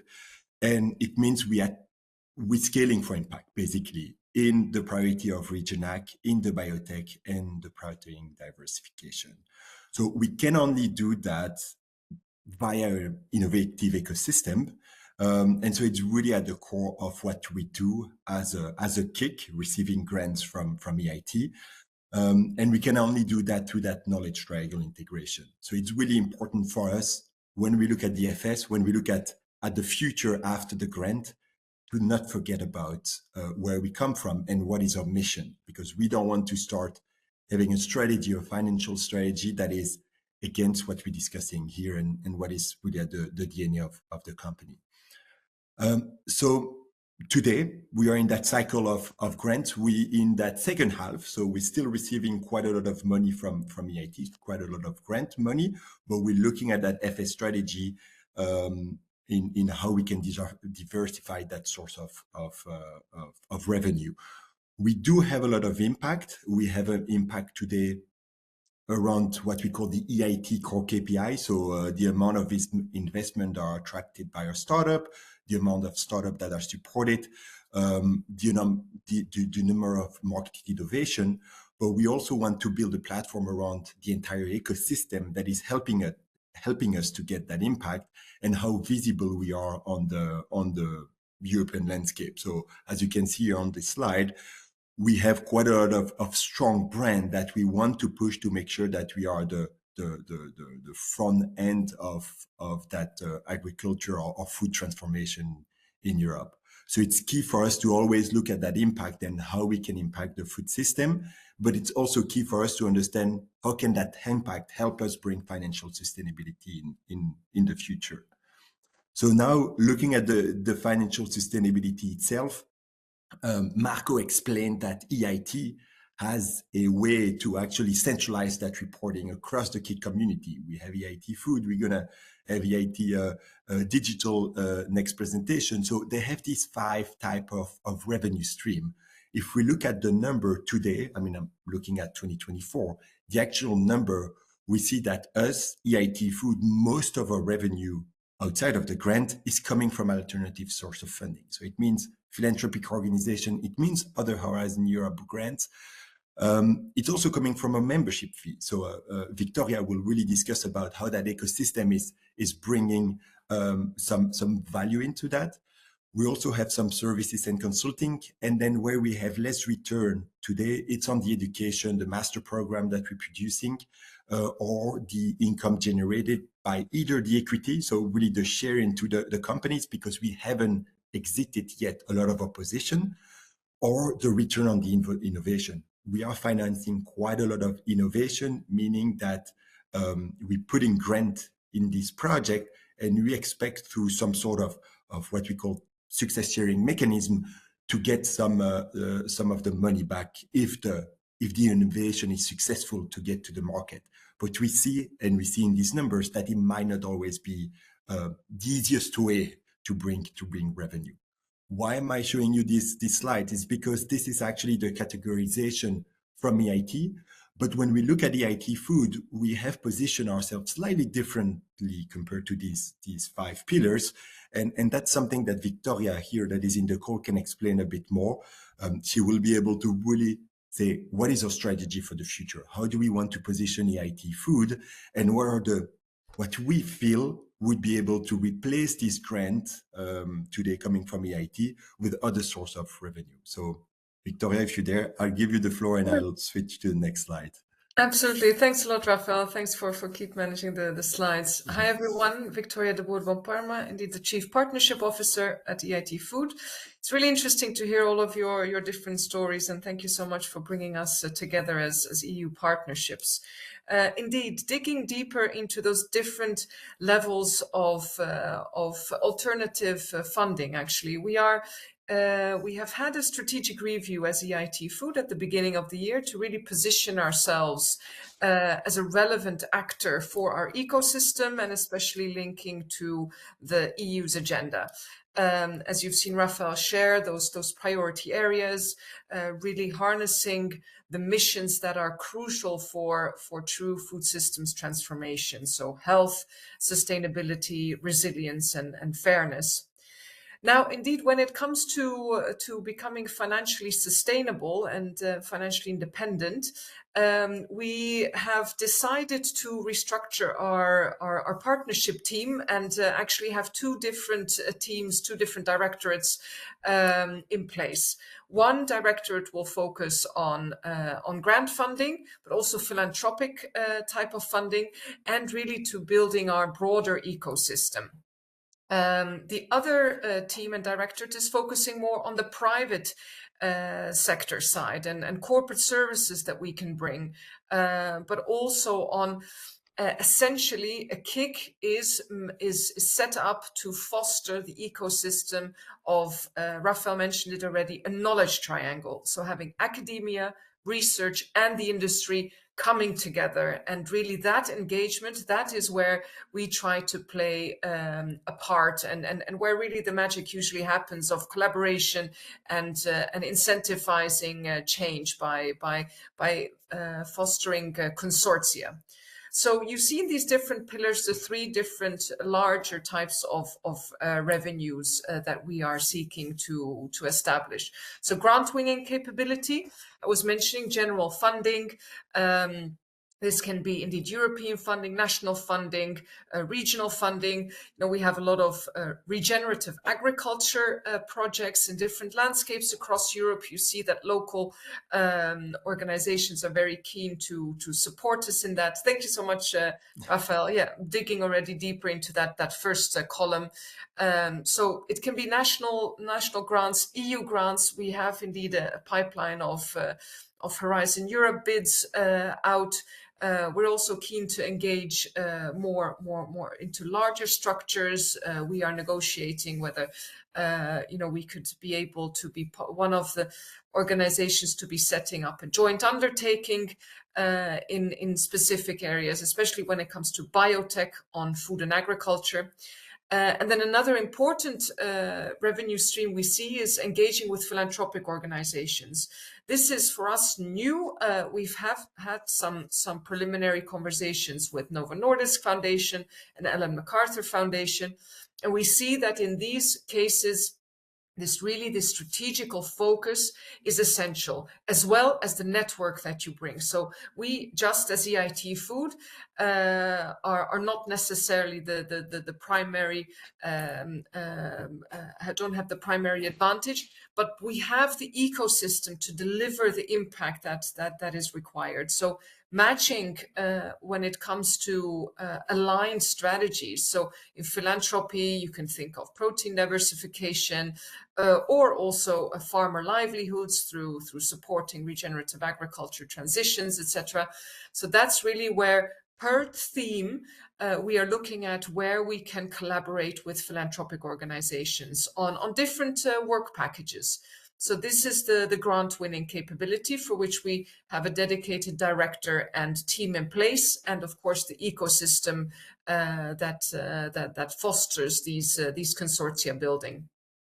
Then on the next slide, you will see a more deeper dive into our private sector funding mechanisms that we are establishing. So we've, since a couple of years, I want to maybe pull out the services one. This has been mentioned in a few other areas as well. So we have a corporate venturing services, a really bespoke service to corporates when it comes to open innovation, and matching their quests and their needs to the startups we have in our alumni network, and to the entrepreneurs that have gone through our accelerator programs. So really, again, looking at the ecosystem and then looking at the needs of different partners. We are also a partnership organization. You saw in Marco's overview that for now, a lot of the KICs, almost 50% of their income comes from partnership fees. Now, while partnership fees are an unrestricted funding type, they are, of course, have a limited number in volume. So you reach a peak at a certain place, because it's really those other types of funding that will generate impact for you. So public or private opportunities. But nevertheless, this fee structure that does allow you to be able to orchestrate collaborations. And we know from experience that if you get a group of organizations around the room, and we do this in different setups. We have think and do tanks. We have an alliance. We have portfolios where we are keen to bring parties together to co-invest. That takes time until you go through that negotiation phase. So before you actually get a service fee or you get co-investment in, you need to have your overhead covered by other means. And therefore also, these partnership fees can be very flexibly allocated across your organization. You can see on our website our different partnership models that we have. The last one I want to tap in is really this co-financing. So roughly, I'd say we are expecting to receive a third of our alternative funding coming from private sector sources, what I'm mentioning here, and 2/3 to come from public sector sources. And sometimes these things are separated, that they are earmarked for different opportunities, but sometimes they are blended, and they can be complementary to each other. An area where we have realized quite some traction is, again, the regenerative agriculture landscapes. So we see that there is a big need for organizations to come together, to jointly invest in the opportunities of farmers, to jointly support farmers in this important transition. But they need a neutral broker. And I've heard in one of the other comments that as soon as you attract funding, whether it's from a membership fee or actual investment from a corporate, you are not as independent anymore. I fully agree. In my previous career, I used to work at another NGO where indeed we were not allowed to receive grants like these. So there is a caveat, absolutely. The way we structure it is to ensure that we have this knowledge triangle at our core, and that is driving our missions, that is driving our actions, that we don't become some kind of a pseudo corporate consultancy. So yes, we do receive funding also from corporate entities, and yes, that does indeed also, of course, reflect on your neutrality. But we are keen to always have a multi-stakeholder lens in mind. So also when we are accepting these, we don't accept them just at the bare-go, but we have very clear guidelines of when we can and cannot work together with corporate entities. The final pillar that I just want to share, and I think Raphael already touched upon this in detail, and also Marco did previously, is this return on equity. We're all dealing with startups, we're all dealing in the innovation sector. However, we're not, we don't always have that financial capabilities in-house. So we also shouldn't be overconfident in this area, but it's definitely an important piece to explore. Because you know that when you are doing rigorous assessments of to which startups you admit and you don't admit into your accelerator programs, that you do have a good eye on identifying potential success. So I wouldn't put all your chips in this one, but it's definitely a variety of what is needed to have that diversification. It's really about spreading the risks and about testing out different models. And then for every partnership, there will be different results.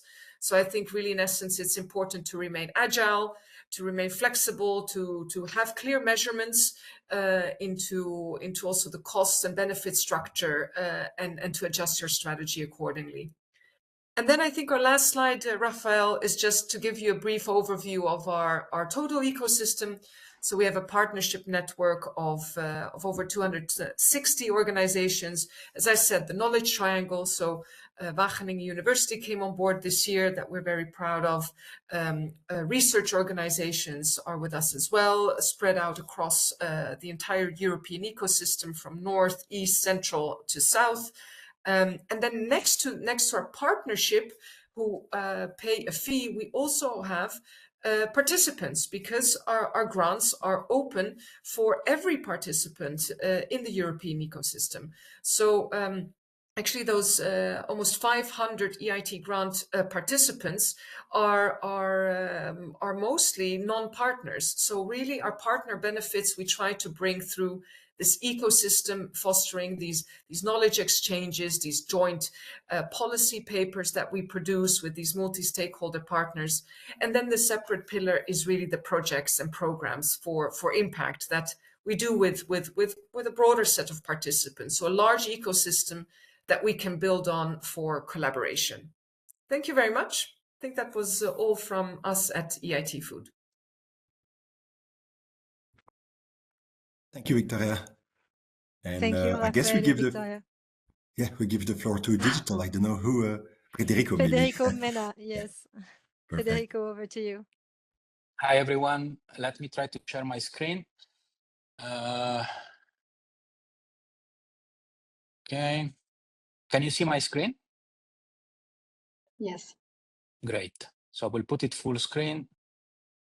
Okay, thank you for the kind invitation. I will go through our approach. As Marco mentioned, we are part of the first wave of EIT Kicks. So as of January 1st this year, we are outside of the partnership agreement. I see someone cannot see the screen, but okay, now it works. And yeah, we are about also to to finalize our rebranding. In about 2 weeks from now, we will announce our new brand and our new name. Let me give you a bit of the history. Marco covered the bell-shaped curve. When it comes to Yeti Digital, this is the implementation. We started even with a different name, so it's our second rebranding happening soon. But effectively, the life of Yeti Digital, but I would say for every kick is the same. It can be divided in 3 phases before the phasing out. So it's the ramp up, the peak, and then the maturity. And you see that the maturity for us started in 2020 when our grant was significantly reduced from EIT, but the community was very mature. We had 350 partners, already built 4,000 students, and so forth. And the important change that we made when we went from peak to maturity is that the partners that are composing the partnership are not attracted anymore by the financial support that we can provide, but by the value that we create thanks to the investment we made during the ramp up and peak phase. And that's extremely important for a partnership to make this transition. Some figures of what we are now. So I will not go through all of this, but I'd like to point you to a couple of items. So the first one is about our partnership. We are about 350 partners in our community, pretty much stable. So we were expecting a decrease when the grant funding was reduced, but effectively this didn't happen because we were able to make that shift from funding to value creation. We have a presence in 23 cities across Europe, and this is part also of our financial sustainability strategy that I will mention later. So we really have boots on the ground. We work closely with the regional authorities, with the local ecosystem to connect them to our pan-European ecosystem, but also to allow our pan-European ecosystem to get to know those smaller regional ecosystems that otherwise maybe they would stay in their local ecosystem without having the opportunity to join European organization. And the talent pool is also something I'm very proud of. We have about 4,000 graduates in our network, master school students who got a double degree in computer science with a specialization in 9 different verticals. And on top, they have the so-called Yeti label on innovation and entrepreneurship. So these students and graduates are able to know and master technology, but also they know what to do in economy and society with that technology. This is how we position Yeti Digital now. So as a leading multi-stakeholder platform for digital technology, addressing the priorities of the European Commission. So we are really rooted in our origin within the Commission. And if you look at the current policy priorities, these are the new European Innovation Agenda and the 2030 Digital Compass. And how do we do this? We do this with the knowledge triangle that also Rafael and Marco mentioned before. On top of this strong ecosystem that I mentioned, we connect education and innovation. So education is about building a generation of talents or upskilling and reskilling professionals on digital technologies in order to be still competitive on the labor market. And we feed these talents into our innovation program, which is all about creating and growing ventures, in our case, digital ventures that can have the potential to become European or global champions when it comes to growth and impact delivered. Boots on the ground, I mentioned our 20 plus offices. You see where they are across Europe. These offices are always built in collaboration with regional authorities. So we don't invest ourselves directly. So we seek for partners that are able to support financially the presence of the office in order for us to maintain a sustainable infrastructure and for the regions to have skin in the game. And then once the office is established, we bring our activities on top. We bring European programs, we bring our venture creation initiatives, and that immediately brings value to the community. To give you an example, our Greek office was established a couple of years ago also with the support of the Greek government and some of our partners. And since then we have schools, and one of the companies we created through our program on a Greek island dealing with drone technologies has been identified by the European Investment Bank as one of the top blue economy champions in Europe. And I do believe that without our support, that company would probably been maybe not even created because it was part of one of our programs, or maybe would have stayed as a local as a local organization without being in the radar of the European Investment Bank. You see also that the network is pretty large, but is also growing. You see many red dots, also in places that are not the capitals, as I said, but really the regions. To give you an example, even if the dot is not in the right place, in Slovakia, we are about to open the office in Kosice, not in Bratislava, because we see the power of the regions. Another key ingredient of what we do is about strategic partnerships. So we were created by the European Institute of Innovation and Technology, as Marco mentioned. But over the years, we have built more collaborations with other players, both at European level, like the EIC or the EIF, but also regional authorities. You see some examples on the right-hand side, for example, the region Zeeland in Denmark, or the Greek government, Regione Lombardia in Italy, or Scottish Enterprise. And also pan-European organizations like IPMA or ADRA, or some organizations in Greece. This slide, I will be quick, not to take too much of your time, because I already spoke about this. This is how we, another representation of the knowledge triangle, where essentially education feeds into venture creation and venture scaling, from student to unicorn. And this is about how this translates into financial sustainability. So we characterized our approach in 4 main pillars, starting from short-term to long-term. So essentially, we have a basket of supporting income. So this is the income we need to run the organization on the shorter term, to keep the ecosystem running. So the regional offices that I mentioned before, the pan-European programs are there, also the support from EIT and the sponsorships. Everything is in this box. Then we have the commercial revenues, similar to what was described by the colleagues from EIT Food, so success fees, commercial tenders, corporate services. And then we have the venture building, venture boosting, and education endowment. So all these are what we call enablers to create the assets that you see on the right-hand side. So all those assets that can help our sustainability in the long term. The students, of course, but even more our equity portfolio, where we have, now you will see another slide later, but we have built quite a large portfolio that is coming to a maturity stage. We are now exiting those positions and reinvesting in our ecosystem. The master school, I mentioned it before, just to show how that works. I'm quite proud about this program, because we managed to make it sustainable. We generate about 2 to 3 million euro revenue every year from tuition fees paid by the student. We pay the university, so they're happy because they get the tuition fee fully reimbursed. We provide scholarship to the students, and we are even making a small profit of about 500K every year that we reinvest in scholarship in merit scholarship for the students, in order to allow them to benefit from the program, even when they don't have the financial means to enter our program. We have about 89% of our students that are staying in Europe, even if 50% are coming from abroad. So that's also very good, because it really targets the objective of the Commission to attract talents to Europe on top of retaining them.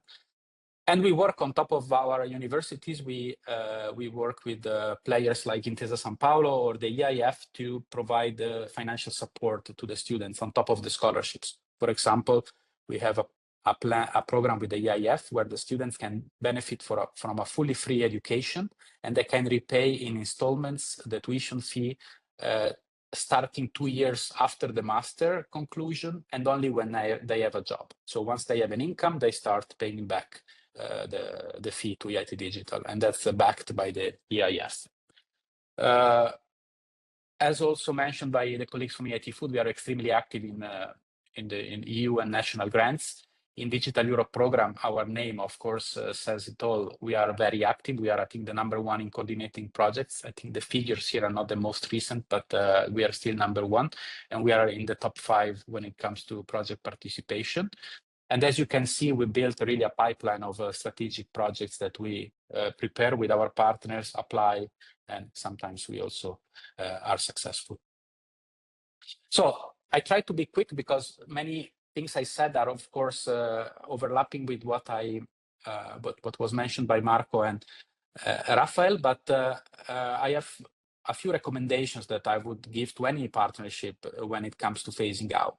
On top, of course, of clustering the financial sustainability, which is also about diversifying the sources of income. I wouldn't rely on a single one, because first of all, it's very risky and very it creates a liability in case that doesn't work. But also it allows to position the partnership as really as a broad and multi-stakeholder interface. Secondly, begin with the end in mind. I mean, when we started approaching our 2025 independence, we had to start already a few years before to understand what type of organization we wanted to become.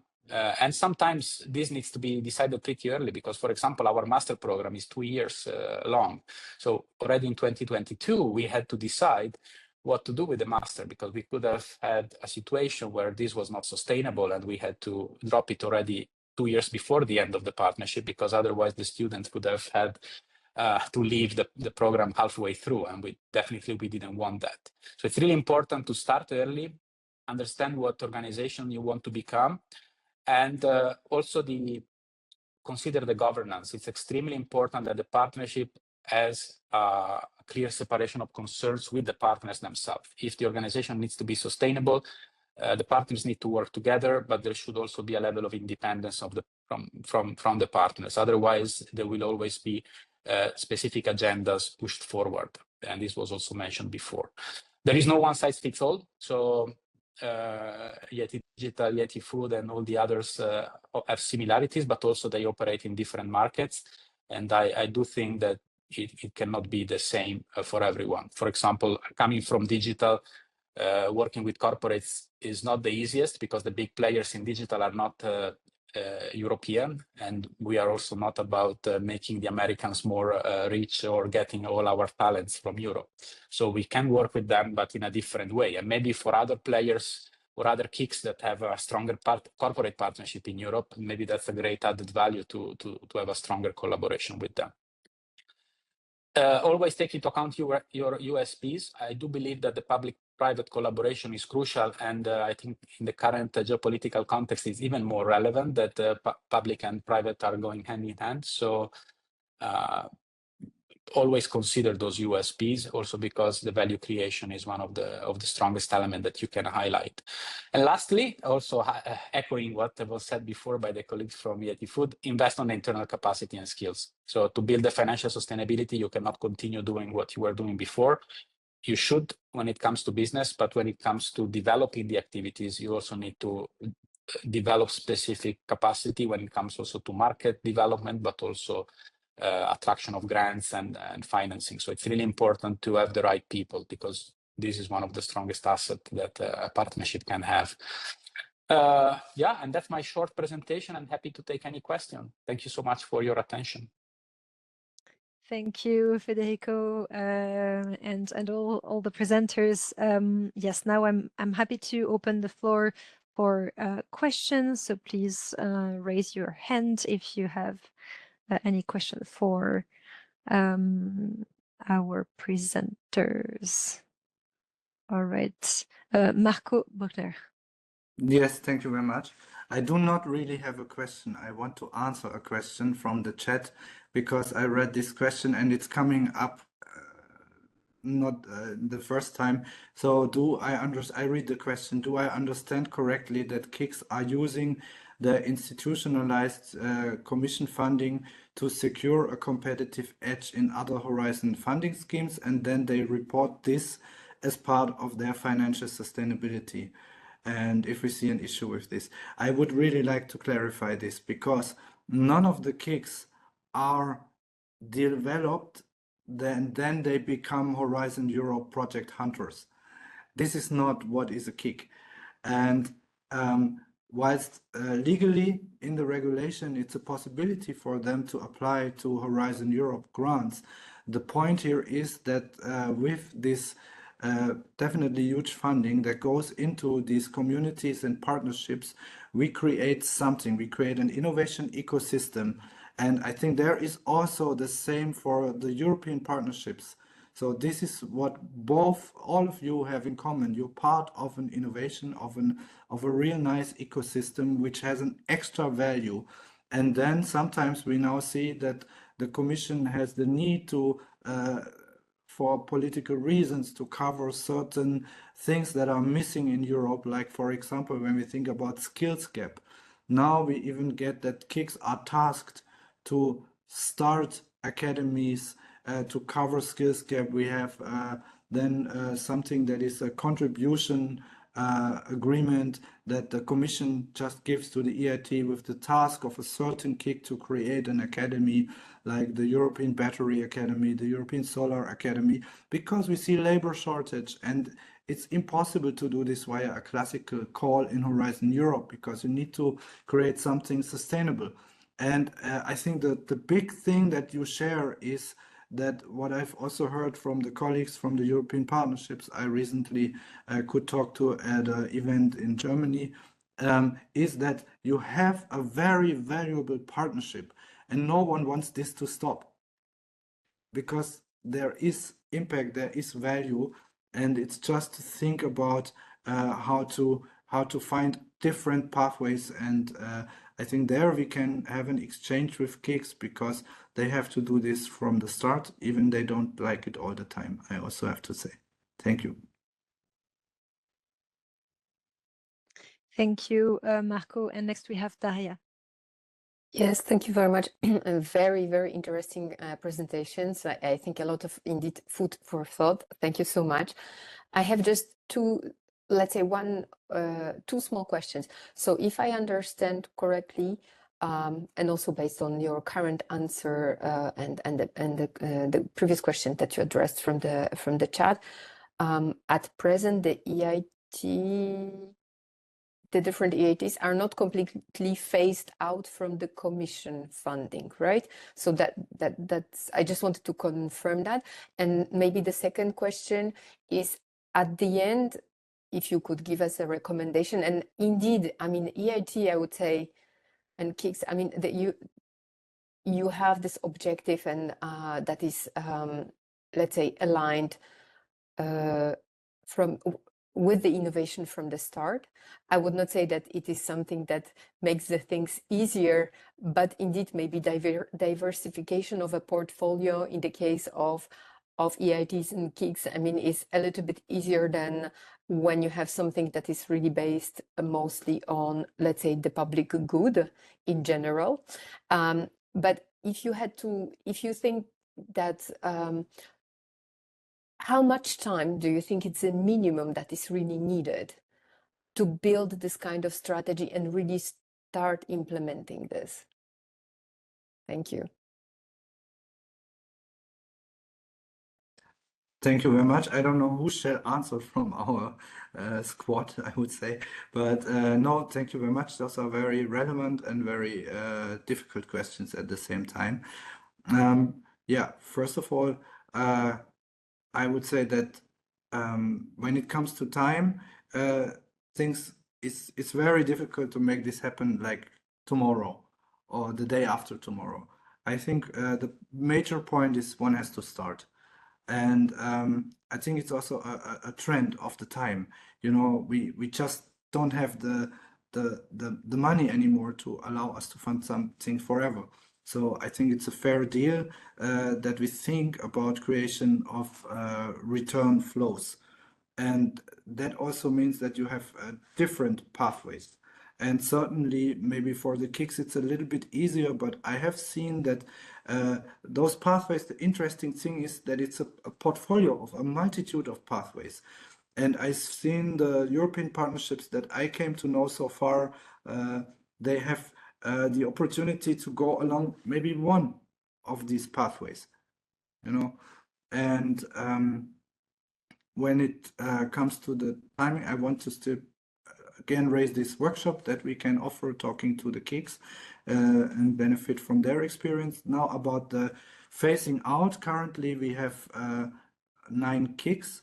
One comes in brand new, and then we have 6 KICs currently in the 15 years life cycle and 3 KICs that are beyond the 15 years. Now, with them, because the interesting question came up about the connection. So we don't give money anymore. So we're out of this picture from the European side. It's not really the case because we have signed a memorandum of cooperation. Federico, you can maybe say about this one as well. And we continue to support certain activities that otherwise maybe would not be existent anymore. But maybe here can also give the floor to Federico. Thanks. Yeah, sure, indeed. We have a relationship, and I think it's a very wise thing to do because it was a big investment by the EIT. So it's good to keep the communities in the family. It's not an operating grant, though. I saw that there was a question about that. It's really about supporting specific activities that without that support wouldn't be on the market. Because obviously the risk is that, I mean, for me, the question is not whether we are sustainable or not, it's whether we deliver the value that we have in Europe and for Europeans. And on some things, it's obvious, like we had our first exit from the equity portfolio and we reinvested it in European companies. But obviously, it's also easy to find money outside of Europe, but we don't want these partnerships to become international players. Obviously, there is always an international angle, but that should always have the core in Europe. And for some activities, in Europe, it's needed to have some support, like maintaining this broad ecosystem, for example. But it's really about a very specific set of activities to keep the community connected. The funding is much smaller than the peak period. So we are talking about 10 times lower or even more. And it's and also very limited part of that goes to the infrastructure support, because all the rest, and that's the financial sustainability part, is collected from other sources.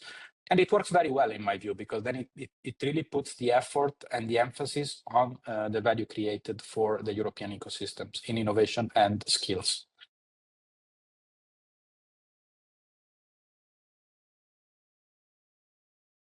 Thank you very much, Federico. Checking if we have last questions. No other for now. So then I suggest that we move to the breakout sessions. Yeah, everybody should be back. Please go ahead. Thanks, Lucas, for your support. So welcome back, everyone. I hope the exchanges were fruitful in the breakout sessions, so that you kind of appreciated the closer, the reduced committee, little discussions and exchanges with your peers. So now I'm going to open the floor for going through each of the breakout sessions to share their key messages and the highlights of their discussion. So we'll start by cluster 1 with Giorgio, who was the moderator, and Noémie, the rapporteur. Over to you, Giorgio. Thank you. So in the health area, one important element is that all healthcare partnerships have been developed by the Commission over 20 years for most of them. And then we have 4 new partnerships who are less than 3 years old. So we are really at a very different stage of thinking. And I think the main message which I would like to share is that, of course, we cannot expect to have the same orientation, the same policy-making role of the partnerships, because we see partnerships in Horizon Europe as policy makers, so developing policies, apart maybe from the JU-EHI, which is involving the whole of European industry, where industry is more in the lead in that area. So we cannot expect to have the same impact if we don't have the funding. So that is one of the elements. The example that we had with IRA SME has shown that if Commission funding disappears, some activities disappear. Some countries, normally the countries who benefit the most from partnerships because they have less funding, will leave the partnerships and will remain some other countries. So one element which I can share, and which is the message we're giving to the partnership, certainly in healthcare, is identify in your scenario, as a function of the funding element, what elements will continue and what elements cannot continue, because we have identified some elements which would be able to continue, possibly with some industrial funding. But again, in healthcare, we only have two partnerships which have some industrial funding from the moment. All the others are really pure public-public partnerships. And one element to clarify with you is, of course, the possibility to, in the scenarios, the possibility to have funding from other EU sources or other EU programs is something that could be considered, right? We should phase out from Horizon Europe funding. Marion, that was a question I had for you. And so maybe I would like your reply at the end. Noemi, can you please share with us 2 or 3 additional elements you have picked up? Thank you.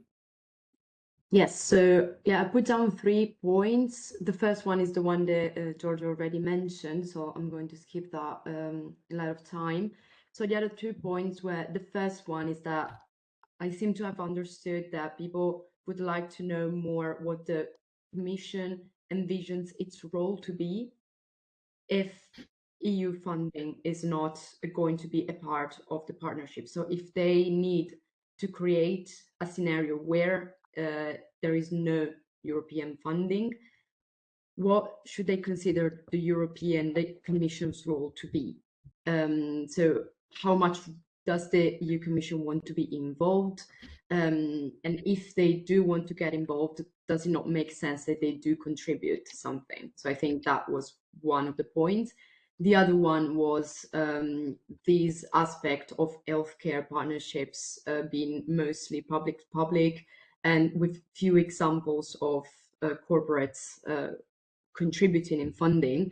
And I think one of the issues was that because healthcare is mainly a social and governmental aspect and institution, how do they deal with the possible interest that corporate funding might bring into the discussion, especially in sectors within healthcare that are more competitive than others? So I think that was one of the main issues that was brought about. So yeah, I think that's it for me.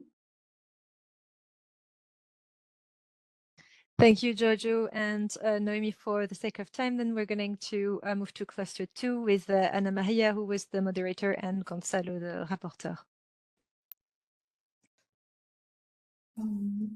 Yes, hello. So Gonzalo is the rapporteur, so I think I will let him summarize the discussion, because that's the role of the rapporteur. But maybe I would just say a few words about the context of Cluster 2, where we have 2 partnerships. It's a new thing in the Cluster 2.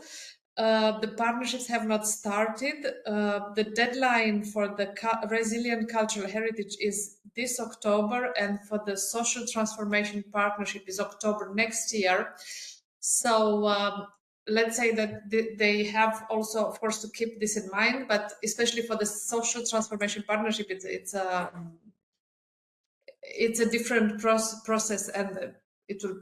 Yeah, they will have maybe a bilateral discussion with you on that, Marion, on that. And also that we are in the fields, cultural heritage and social sciences, which are traditionally very dependent on public funding and less likely to attract private funding than other domains. They also have overall smaller funding than even the health partnerships or other more market-oriented or industrial domains. So this is a bit the specificity of Cluster 2. At the same time, I think it is absolutely very positive that we have partnerships on culture and social sciences as well. And the last thing I want to say is that this process is really very positive to learn, especially for our partnerships which are the last in the row, to peer learn from the others that have more experience. So in another session we had innovative SMEs with more experience, and the exchange was very, very positive. Now I leave it now to Gonzalo to summarize the ideas that we had in the discussion. Thank you. Thank you. So the basic idea, the main idea that Ana Maria there said is that we should consider the peculiarities of this cluster, Yeah. But the program, the draft program's already. Sorry. Okay. So what I did is I tried to cluster them a bit according to what we discussed last Friday. Yeah. Which was not too bad, the meeting on Friday, isn't it? Sorry, can you please mute yourselves? Sorry Okay. about that, Gonzalo. Yes, go I ahead. muted him. Please go ahead. Yeah, okay. So one of the main ideas is the need to network with other initiatives in the cluster in a different stage. In this case, as Ana Maria said, some of them initiatives have not started, but Innova SMEs is already in a later stage. And they said that they would be happy to help, but it may be hard to help to develop that phasing out the strategy without knowing the consortium adequately. That was another idea that was talk about the need to get in touch with certain partners within the consortium to discuss the topics and come up with a strategy or an idea on how to address to this challenge and discuss next steps. Also, it was noted that the phasing out strategies are a legal obligation of the partnership, but it will also be a living document open to improvements to be revisited and prepared for future scenarios. And it can benefit from exchanges like the one in this workshop.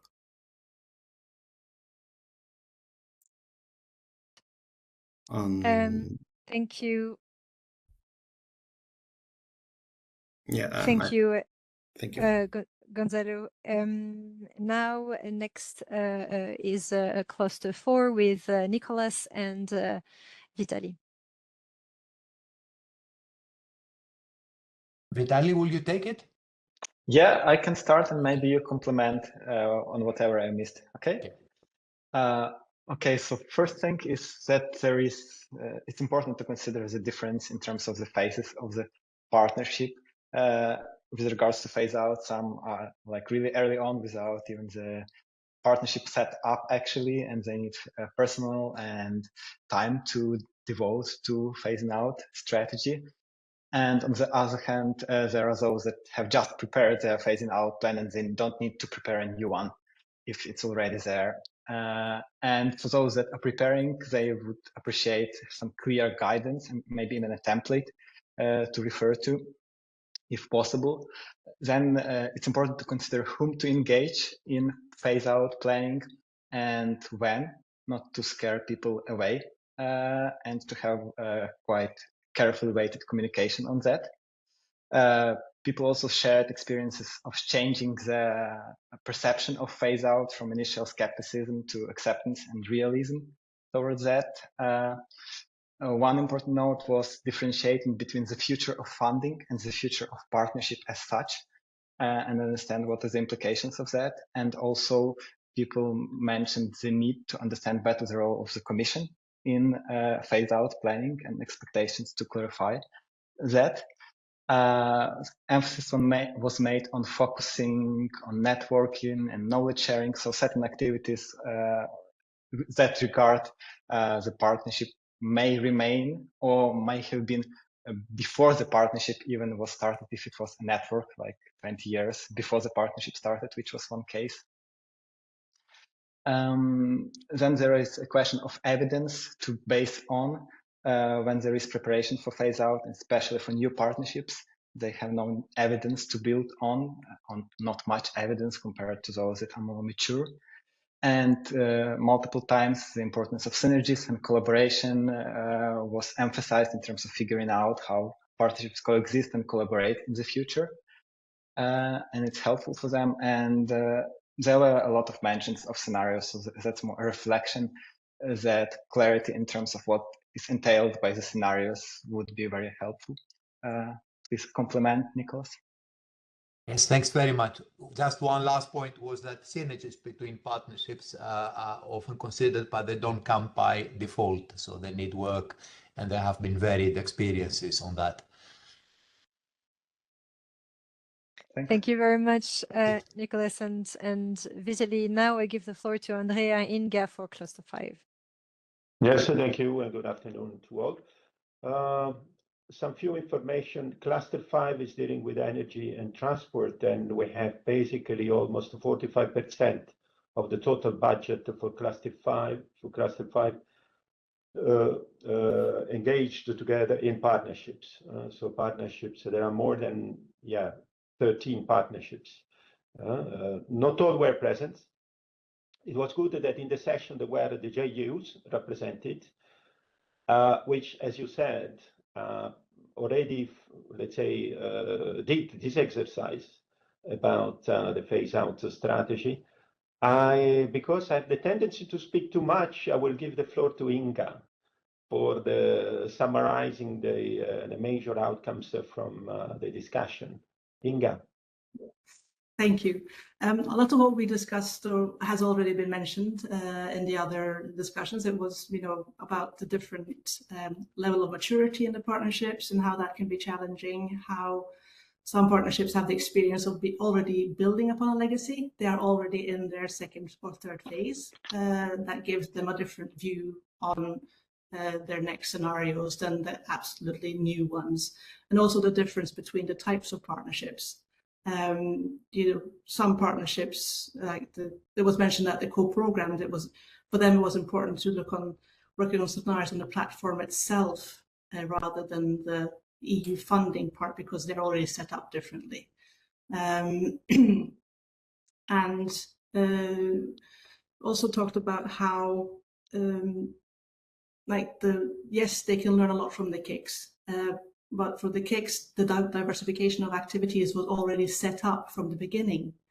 While it was mentioned that for the JUs now, they don't have the same tools to diversify within the partnership as it is now. So it's difficult for them to start working on the diversification. So if this is something that the Commission is serious about, for the next step, they need to think about how they can allow this type of diversification already in the partnerships, was mentioned. And when it comes to synergies, there was an interesting discussion on, you discover synergies, but how can you align your synergies with another partnership? And should the synergies be reflected? What kind of conversation do we have? If your partnership scenario talks about synergies with another partnership, and that partnership doesn't have the same synergies, mention the same synergies with your partnership. So there's a need to have a discussion, a conversation between the partnerships and also with the Commission on synergies and how the partnerships can maybe possibly merge together, how they can see if some activities can, in some scenarios, some activities can be joint from some partnerships and continue. And discussed a bit how this can happen, and maybe have a way of conversation or collaboration, once the first drafts are in, and see how this can be discussed and developed further. So, any other main points that I missed? Someone else please jump in.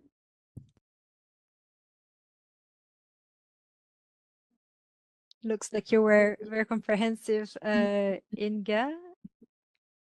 I don't see any. So thank you very much for that, as well as Andrea. Next, I'll give the floor to Daniela, who was the moderator for Cluster 6, as well as Juliana, your rapporteur. Many thanks. I start and then I leave the word to Juliana. In principle, we have discussed a lot of things that have already been mentioned. Partnerships are in different phases and as such also are differently advanced in their phase-out strategy. We discussed also a couple of challenges, especially when the partnerships work with thematics that are mainly not so obvious to create private investments with, so rather being dependent on national and regional funding, and to plan that in advance for the next 10 years, that's of course rather difficult. But on the other hand, there have been also discussed really options on how to collaborate and create synergies, as has been discussed before, with other partnerships on similar thematics, on how to potentially merge and also to build on networks that are already there, that for Cluster 6, for example, have already helped setting up the partnerships and could help also in the phasing out strategy, such as the Standing Committee on Agricultural Research, the SCAM. And there was a very practical suggestion of bringing together the Cluster 6 partnerships next to an ERA Learn workshop taking place in December in Brussels to also exchange in person on how to support each other. And I hand over to Juliana for any edits. Thanks. Thank you, Daniela. You covered it perfectly. Maybe some things that I wrote down. So the challenge that was also mentioned is that, yeah, the funding landscape is also it's very complex. It can be challenging to put the necessary personnel in place to monitor all that and to come up with like new funding sources, but also the policy landscape that is constantly changing poses a challenge to come up with a current picture for the phasing out strategy or for the exercise. So that was mentioned by the E-side again, that this is just the current picture that has to be displayed and not to be taken so much into account of the future. And maybe also it was mentioned that finally all the exercises like really complicated probably, but still it captures a lot of uncertainty, and the uncertainty is a reality nowadays. So it's an important exercise to just showcase that you find or that you come up with ideas how to actually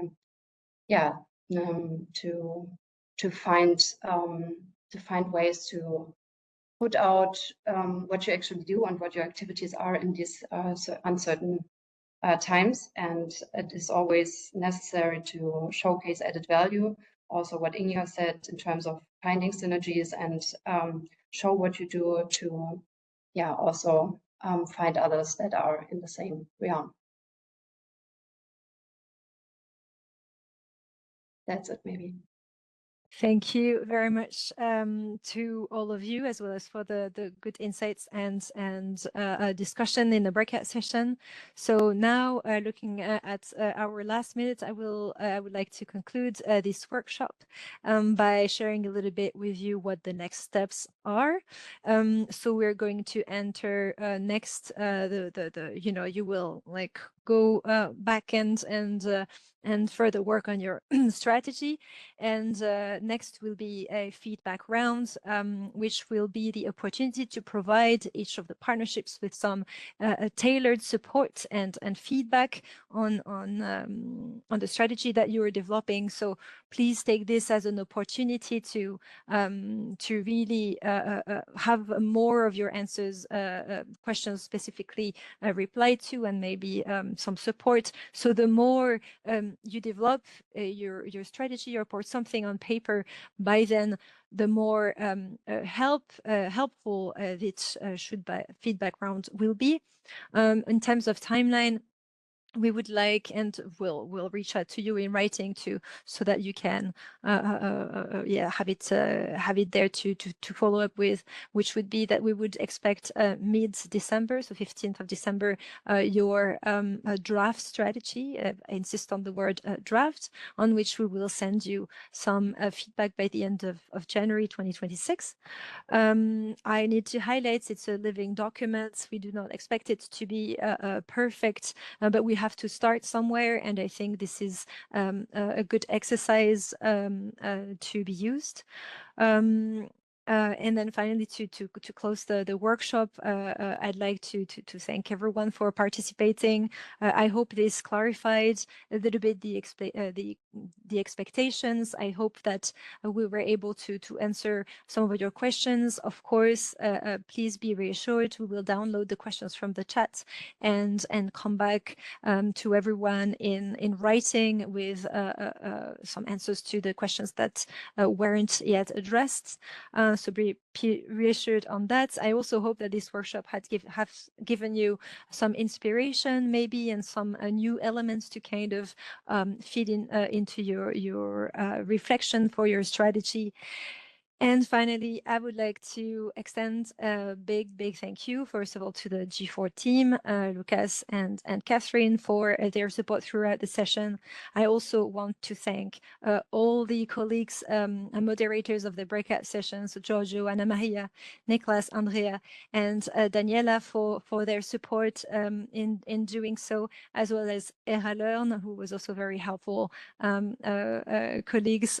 So Noemi, Gonzalo, Vitaly, Inga, and Juliana, who were moderating and supporting us as well. And finally, sorry, I almost forgot, of course, a big thank you as well to our presenters who shared their experience with us. And we know that of course, it's a different exercise to show sustainability and to be